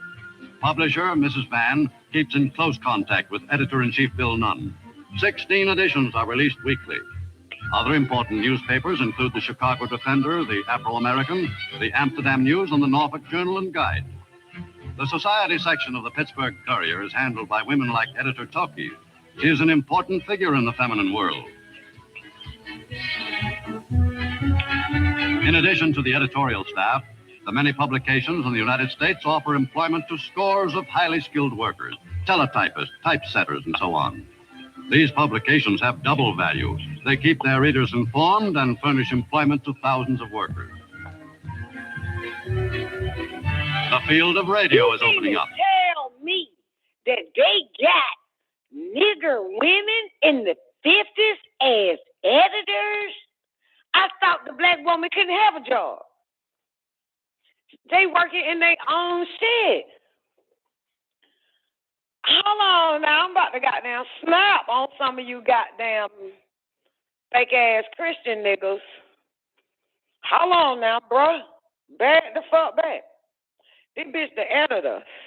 Got holes in that bitch typing. I thought the white man liberated the fucking black woman and wanted her to get a job, Dr. York, to take her away from you niggas. This is 1950, nigga. This is 1950 fucking 2. You see all this shit? Where the fuck self-guided bitch ass at when we need them?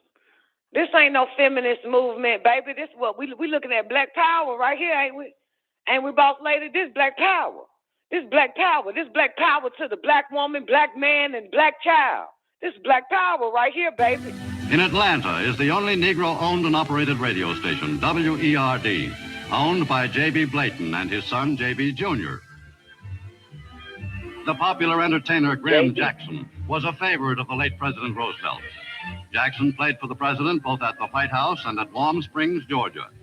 This artist broadcasts by remote control from his little White House home, a replica of the original. The city fathers have named the street on which he lives White House Drive. Popular disc jockeys like Al Benson and Ralph Cooper are making radio history. Let's listen to this disc jockey's choice. Sound off, Chesterfield. Sound off, Chesterfield. Try a pack of Chesterfield and do it today. Did that nigga say Thank Chesterfield? you, Mr. Suddeth and Mr. Townsend, for your participation and assistance today. Ladies and gentlemen, through the aid of these two distinguished guests, we, you and I, have been able to learn much about the position of the Negro in business and industry, and of the constantly growing opportunities for members of our group. I am sure you all know that the makers of Chesterfields have made these films as a public service. And because of their interest in our welfare and their long-standing friendship, we say, smoke our brand, Chesterfield. What the fuck? That goddamn Chesterfield, show it. God damn, are we in the Twilight Zone, Nick Bet? this shit, goddamn, that CBS 1976 swine flu vaccine shit sponsored by Chesterfield. The Negro Industry 1952 sponsored by Chesterfield. Yeah, the nigga that was a salesman for goddamn Chesterfield, going into niggas' businesses, setting up posters and shit with Chesterfield on it. Got these niggas doing the goddamn special of the Black Negro Industry, smoking Chesterfield, and ended the goddamn, ended the episode by saying, Chesterfield. What the fuck? The whites smoked Campbell's and the blacks were supposed to smoke Chesterfield. No shit. Now they smoke Newports. And now white people smoke Marlboro. Not now, but, 20 years ago. Yeah. So anyway, that was good though. That was really good. That was great. That debunked, and I've seen it, but it's hard to explain to a Negro that believes in the bullshit that was fed to them. Because I've been trying to tell them niggas been getting it. This what just niggas always had. You know what I'm saying? For real, Negroes always had. We fucking gave up what we had because of Martin, Moses, Luther fucking King. You know what I'm saying? All these motherfuckers they're talking about here. Great day, Mr. Jackson. All these motherfuckers they talking about in this 1952 little clip, them motherfuckers self-made. And that was the purpose, for everybody to be self-made, not cross over the Reed Sea, Moses, to some goddamn promised land that they never made it to, but ended up in this situation we in now. You know what I'm saying? Well, the majority are in now. You know what I'm saying? Everybody was supposed to still have their businesses going into partnership. Even right now, been trillion-dollar companies by now. But Martin had a fucking dream. And let me tell you something. Anybody that have a fucking dream, you never follow their goddamn ass. You hear me? I don't give a fuck if they plotting the next Martin to come in your children's generation. This motherfucker come with a goddamn dream. You better tell that motherfucker, no, we're not doing no more dreams. Okay? We're not doing no more dreams around this bitch. You know what I'm saying? It wasn't the fact that integration, fucked us up. It was the fact that we walked away from ourselves and each other for integration. That's what did it. You know what I'm saying? That's what did it. We dropped everything we had and started back saying Motisa. You know what I'm saying? Everything we built. And was leaving it for our babies and dropped that shit because of Moses promising us a promised land. And this is the fucking promised land, nigga. But that's what did it. But as you see now, the moment, because the world is smaller now because of the internet, you will see that we have millions in America of entrepreneurs. I know a woman who opened up an insurance company, and she's damn near a billionaire now, and a few others. So, you know what I'm saying? So that's still here, but it's just not enough of us. Everybody want to be something that everybody else is, but those motherfuckers is under the rule of the Canaanite man. You understand? That's the difference. So when you see in these 1952s, or like Sweet Oshun was saying, Bale Street, whatever the fuck, in Tennessee and Memphis and shit like that, those were entrepreneurs. Those were self-starters. You understand? You got to have your own, baby. If you waiting to be put on, baby, you're going to be put on the plantation, ran, and you sold like a fucking product. That's the thing about it. You know what I'm saying? Think business. You know what I'm saying? Think business. Think CEO. You know what I'm saying? Think CFO. Think COO. You know what I'm saying? Because that's exactly what the fuck they were doing. They were starting that shit on their own. You know?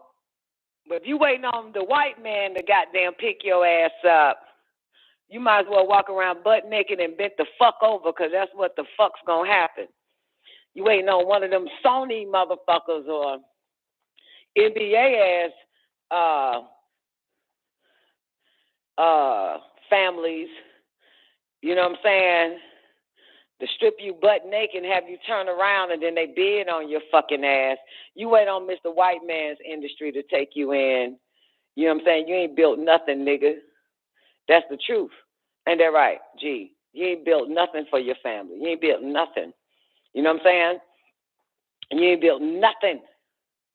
You ain't build your own. That's the reality. That's what should be going on. That's what still should have. But it's still happening. It's just not happening in numbers. You know what I'm saying? Like your black community, it's all commercialized. The majority of the black community has been commercialized. A lot of major Caucasian, Jewish, German, fucking Amorites are all saturated, and some other motherfuckers, the Asians, the Orientals, or the Mongoloids, all in there to saturate your company. You know what I'm saying? To saturate. Your company is like a fucking ant compared to in your neighborhood, in your black area. You know what I'm saying? So nobody can really see you. You really don't exist. They're used to Dollar General and Kroger's and Piggly Wiggly, all those crackers and Walmarts and shit. And so it's very difficult. I understand. It's very difficult. And the only thing that's really lasting in the black community is beauty and barbershops. And that's something that's the only thing that lasts is beauty and barbershops. You know what I'm saying? I mean, shit, nothing else. You can barely get it off the ground, you know? But it said in the fourth generation, they shall come hither. They shall come out with great substance. This is the fourth generation, boys and girls. You know what I'm saying? I've seen, even though they give the bad side about Buckhead, but now uppity, I have to use the word uppity. Uppity means, for the record, etymology, not definition. Whatever you thought the word uppity means, it means not yielding. That's what uppity means, in control, having the authority. So you have a lot of uppity Negroes that took over Buckhead, and they are making a hell of a lot of great money. Their services are great. Their food is like 5-star, restaurants and shit like that. So, you know what I'm saying? You could tell it's being done again. Just need our own banks. You know what I'm saying? We need our own savings and loans, motherfucker. You feel me? We need our own savings and loans and shit. We just need more bankers. We need more a bank Republican. Make it a private bank for your people. You know what I'm saying? We need that type of shit first. Private. That means not funded by the federal government. Fuck your government. You don't need that shit. You know what I'm saying? We don't want no funds from FDIC, none of you bastards, you piece of shit, none of you federal fucking reserves. Fuck you. You're not, goddamn it, we're not getting in bed with you.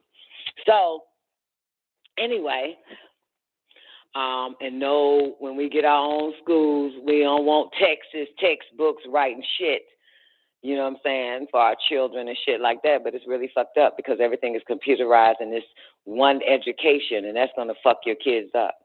You know what I'm saying? Just like one healthcare system that fucks y'all up because they're not basing our body, our melanin, our genetics, you know what I'm saying, what works for us in the medical side, neither education, what works for us, you know what I'm saying, our children. So everything is standardized, and that sucks. And we don't need standardized. We don't need that shit because, one, we don't think like them. We don't want the same bullshit in them damn school books. Our children are different. Our children are very different from theirs, you know what I'm saying? And y'all know that. If you look at your fucking kids, you know damn well your children are different from them motherfuckers. In learning, you know what I'm saying? More creative, you know what I'm saying? Hell of a lot more talented. Entrepreneurs by baby, entrepreneurs by birth. So we gotta get your babies out of that fucking system. But, you know, technically, man, we got a lot of work to do. You know what I'm saying? Fuck all that pandemic ass shit, though. You know what I'm saying? Y'all got to stay focused, man. Get in place. You know what I'm saying? Get in place. And we need our own. We need our own. You know what I'm saying? For real. We need our own. Don't get in bed with the beast. You can't even give vitamin B shots out. Come on now, really? You can't even tell your Nubian patient vitamin C and D and zinc and shit when you're under the beast. You know what I'm saying? You got to go by their rules, and we already know their rules is to kill every fucking body, right, She-Doc? So ain't no way in hell you're gonna survive and under him with right knowledge, with right way of life, being able to cure your people properly. But if you under him, they gonna shut you the fuck down. You under that beast, okay? Because that's not the protocol. The protocol is make money and poison the population. Make money and do what we say and continue to poison the population. The school board, superintendents, and all of them motherfuckers do what the fuck we say. Feed these kids this bullshit, okay? Dumb them the fuck down and dumb them down. Feed their brains this poison and feed their bodies this poison. It ain't gonna go together. That's why you gotta get completely up out of that shit. You get in and you get the fuck out. Don't get in when now you so in bed with damn near 20. Now you in bed with 100 Dalmatians. You know what I'm saying? Because you'll never be able to get out of that bed with 100 Dalmatians. Get that shit. What you need from the dog.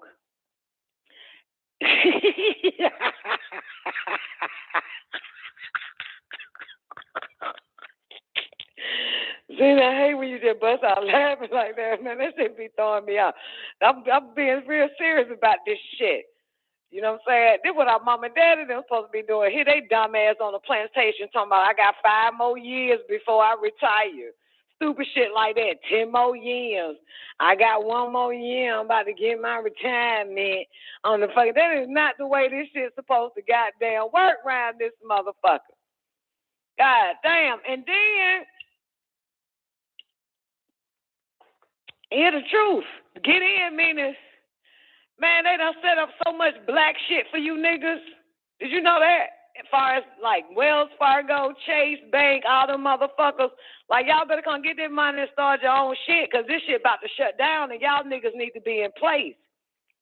And they were in place to give niggas billions of fucking dollars to go off and create their own world right before this bullshit pandemic. You hear me? Go off and create your own fucking world. Set up your own industry, your own manufacturing company, your own merchant stores. Sell retail to each other. All of that shit. Set that whole shit up. You understand? Had billions of fucking dollars for no loss to get in business. A little too late now, right? Ain't never too late, though. But the moral of the story is,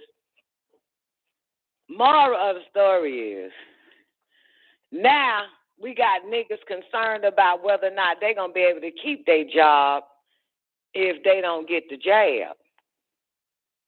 You see what I'm saying? If they don't get the goddamn jab, see? You see what I'm saying? See this shit? Sweet Oshun. See what this shit? You see this? You know, now everybody don't know goddamn which way to go. You know what I'm saying? And you got the Omicron coming. If your ass was in place, niggas wouldn't have gave 2 shits. You know what I'm saying? If every nigga was in place, we wouldn't have gave 2 shits. Because I tell you one thing, my goddamn health food store would have stayed open. my goddamn fitness gym would have stayed open. My nigga restaurant would have stayed open. My car dealership would have stayed open. My goddamn everything, my bank would have stayed the fuck open for my niggas. You feel me? I ain't nowhere in hell, because you can't tell me what the fuck to do. I'm going to stay the fuck open. My restaurants, my businesses, goddamn it, all that shit would have stayed the fuck open. Goddamn it, real shit, ain't nothing shutting the fuck down around this bitch. This is my shit, and it's going to stay the fuck open. Goddamn it. But, you know, shit. And my airline is going to stay the fuck open. Where you want to go? You want to go to Texas or Florida? We flying to Texas and Florida. The fuck? Delta ain't flying no goddamn body. Everything shut the fuck down, but we flying, goddamn it.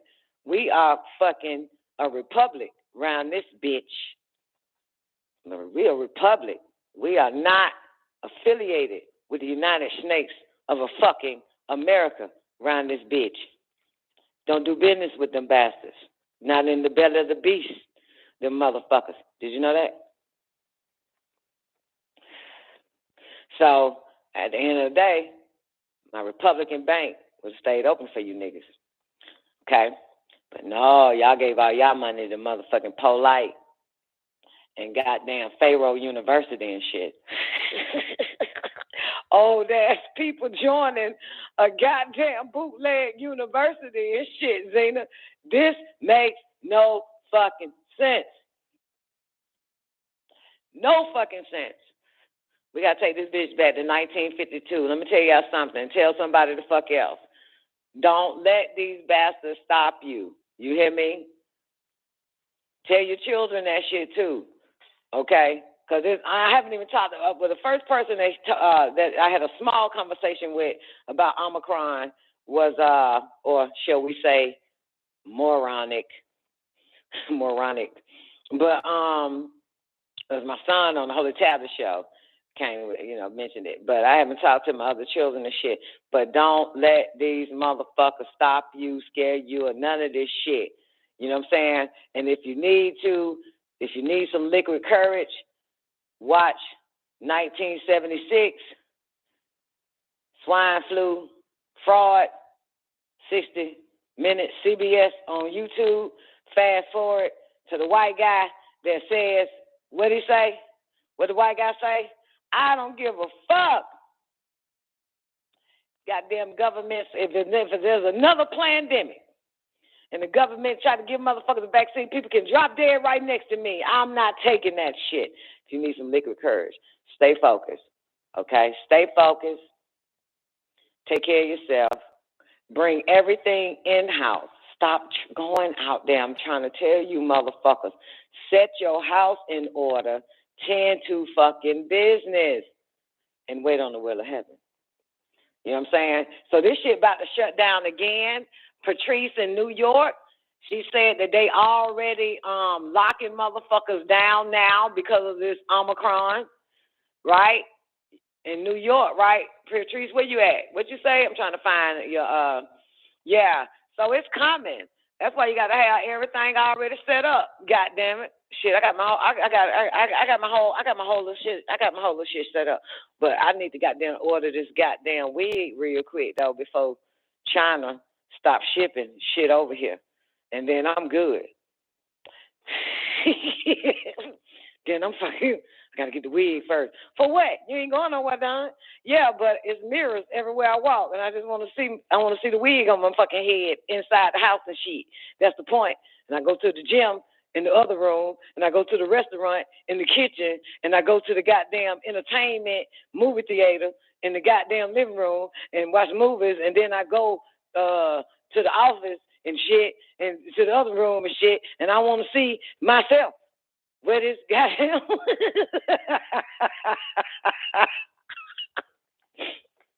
motherfucker, the fuck, I ain't gotta go no goddamn way around this bitch. You feel me? Shit. But anyway, good thing about it, Don Nicoleone is in Florida though. You feel me? Hey, did y'all see the article I posted about Florida? I said, oh shit, they should never came out with this one.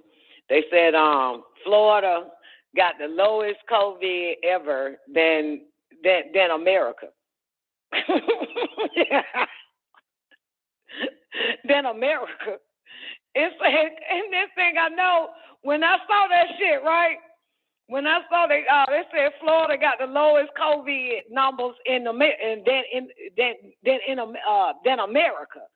I said, oh shit, something coming. I said it. I said something coming. Next thing I know, 24 hours later, notification hit my phone from a newspaper in this town. I click on it, and it said Omicron. And the guy that's talking lives in my city, a doctor, immunologist. I said, oh, shit, here it comes. I said, that's it. I knew it was coming. I knew it was fucking coming. I said, something about to happen now. They got something for this ass here. Yeah.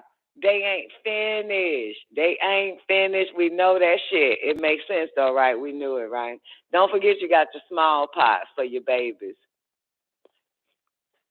They about to goddamn, I told y'all that about 2 months ago that they coming with the smallpox for your children. So, for children. So, they ain't finna stop, y'all. I'm just telling y'all that. So if they ain't finna stop, you don't stop. Tell your children don't stop. You understand? Don't pay attention to this bullshit. This don't concern us. Say shit like that. You feel me? This ain't got nothing to do with you. You know what I'm saying? As in the words of old folks, say, mind your fucking business. That ain't got nothing to do with us. Mind your business. Mind your business mean what? Tend to business. Let's keep going. Let's not stop. You know what I'm saying? Let's not stop. I couldn't understand where it shut people down. I'm like, I wouldn't let none of this shit. There ain't nothing gonna shut me the fuck down. You feel me? I couldn't understand people end up getting depressed and shit, man. I'm like, what the fuck? What the fuck?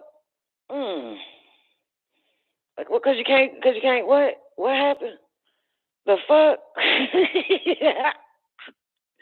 So now here it is, 2021. Let's see, 2020 and 2021. That's 2 years. These motherfuckers had 2 years to build whatever. They let you outside, let you get whatever the fuck you need for 2 fucking years.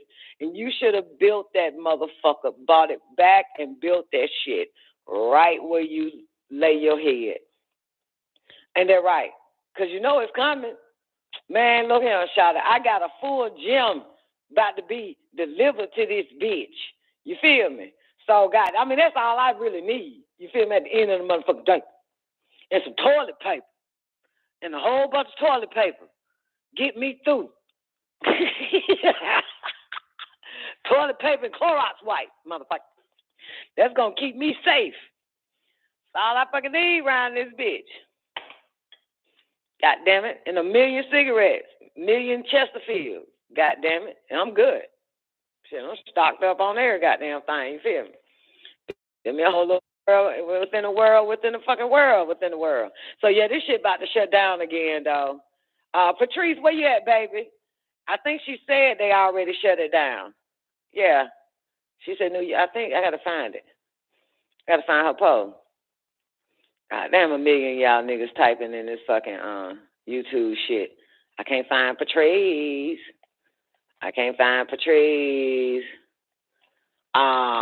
Yeah, but she said New York already on lockdown. NUBUN, ain't you in New York, boo-boo?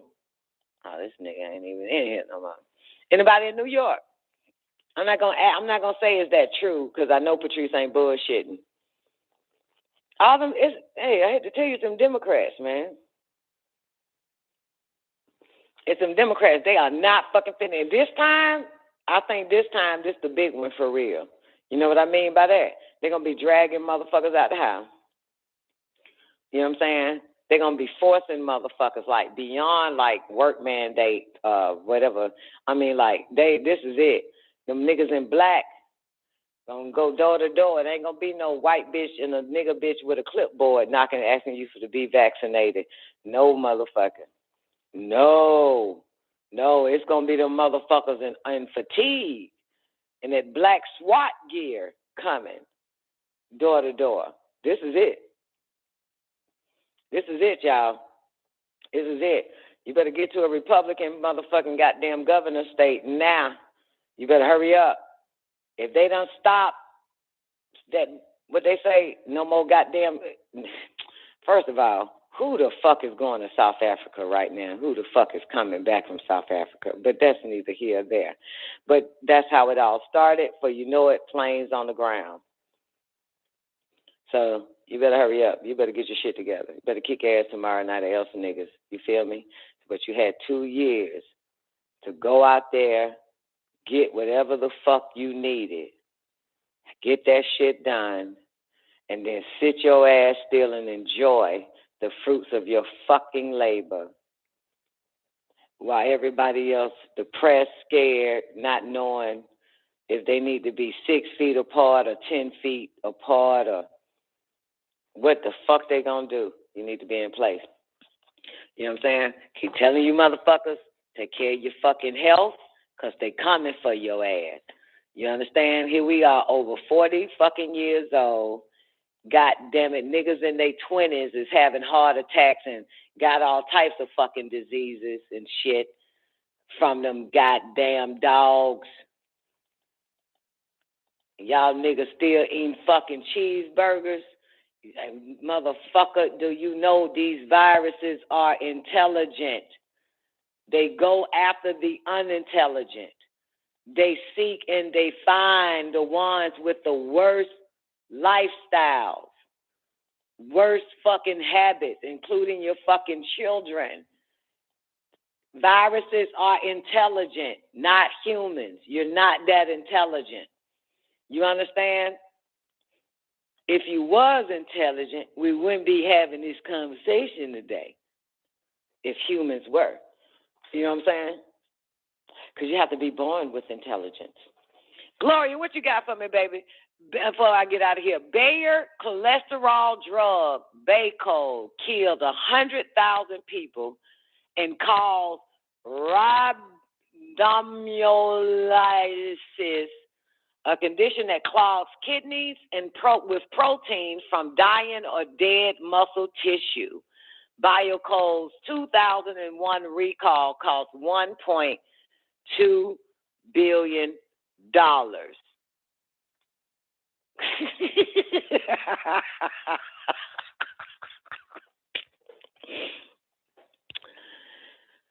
Tell y'all again, but they take this show down and delete Lockdown Radio again from YouTube.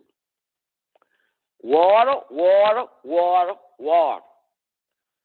Exercise, exercise, exercise. It's all you need to be fucking doing. You feel me? Eat as healthy as you can. All right? It's an attack. It's an invasion of the body snatchers. Okay? And one more thing before I get out of here. I knew something was fishy with that plant-based shit. Them old vegan motherfuckers, didn't I, Zena? I was like, I ain't with that vegan shit. Something ain't right with that. Remember I said, something ain't right with that. Some macaroni and cheese that ain't fucking cheese. Goddamn hamburger ain't fucking hamburger and shit. Something ain't right with that. Goddamn steak that ain't steak and shit. Something is wrong with this shit. Something is way the fuck off. Yeah, I had a problem with that because people was like, oh, you vegan. And Terry used to tell people my mom a vegan. I said, bitch, I'm not a vegan, bitch. I'm a vegetarian. God damn, I don't understand that bullshit. I don't know what the fuck these folks eating and calling it fucking plant-based. Well, I'm going to say it again. I'm going to say it. Fuck me up. I did have a Beyond Burger. Had that shit like 2 months ago. Had a Beyond Burger. And the first burger they made it. I was like, man, this good. Man, this shit better than a goddamn Whopper Jr. Shit is fucking awesome. Shit is fucking goddamn awesome. Yeah, throw me some goddamn onions on that bitch, man. Grill onions too. I want to do works. Give me all that shit. Shit was good. The second time, I literally tasted it. Second time, they didn't fucking make it with all the toppings and shit. I said, something is in this motherfucker that ain't right. That's called psychic awareness. Some of you motherfuckers don't know what I'm talking about. My psychic sensor says this shit ain't it. This is something they done did. They done tricking. This is the tricking worm here. They tricking motherfuckers. You hear me? This ain't it. Fucked around and watch these motherfuckers Beyond Beef get with another goddamn company, partner with them motherfuckers, and they partner with Planned Parenthood to get the kidneys, dead baby kidneys, dead human shit, and call that bitch Beyond Meat. You know? And Bill Gates involved in that shit too. He got a hand in that shit too. Lord have mercy. Lord have mercy. This is a motherfucker, you hear me? Do you understand I bought some goddamn Beyond sausage? They all cannibals, which is why you can't trust the cannibal industry. Like, why you can't trust these motherfuckers, man? I knew something was wrong. And then these motherfuckers, they always got to jump up on our ass. You know what I'm saying? Because when niggas, now they know niggas eating a whole bunch of fruits and vegetables, then they go poison the fruit, take the seeds out the fruit to fuck up what? Our reproductive organs. Okay? Anything that don't have no seeds destroy your reproductive organs. This has always been depopulation, y'all. Always been depopulation. You fuck up your, you know what I'm talking about? This shit fucking, what the fuck? Listen, I don't plan on fucking again. Give me a goddamn fruit with some seeds in it, please. I am for the plant. I'm for depopulation. But motherfucker, god damn. I'm for that. At the end of the day, I'm for it. Not that it's too crowded. Not that there's useless eaters. I'm just for it because I don't like humans. So I'm okay with that. Kill them all. God damn it. It's an ET planet anyway. They had their time. Humans aren't supposed to be here for a short period any fucking way. They weren't supposed to be here this goddamn long. You know what I'm talking about? It's for real. Humans in the middle. They in the fucking way. Them and they fucking family. The kids, all that shit in the fucking way. Get the fuck. Hurry up. Destroy they motherfucker. I'm okay with that shit. I'm sick of them motherfuckers. They dumb. They let these motherfuckers. They let the people I fuck with dumb them the fuck down. And I know these motherfuckers. They let the people I fuck with poison them. And I know these motherfuckers. You know what I'm saying? Mind fuck them. And I know the motherfuckers that's mind fucking these motherfuckers. Like, goddamn, they don't want to be saved. You know what I'm saying? They don't want to save themselves. They really is asking to be annihilated. Okay? And their children too. So let's get it on, baby. Let's get it on, baby. Goddamn, come on, Omicron. Do your thing, baby. Do your thing. Hey, Radio. The end of the hour is up next. Y'all have an awarding day. Peace.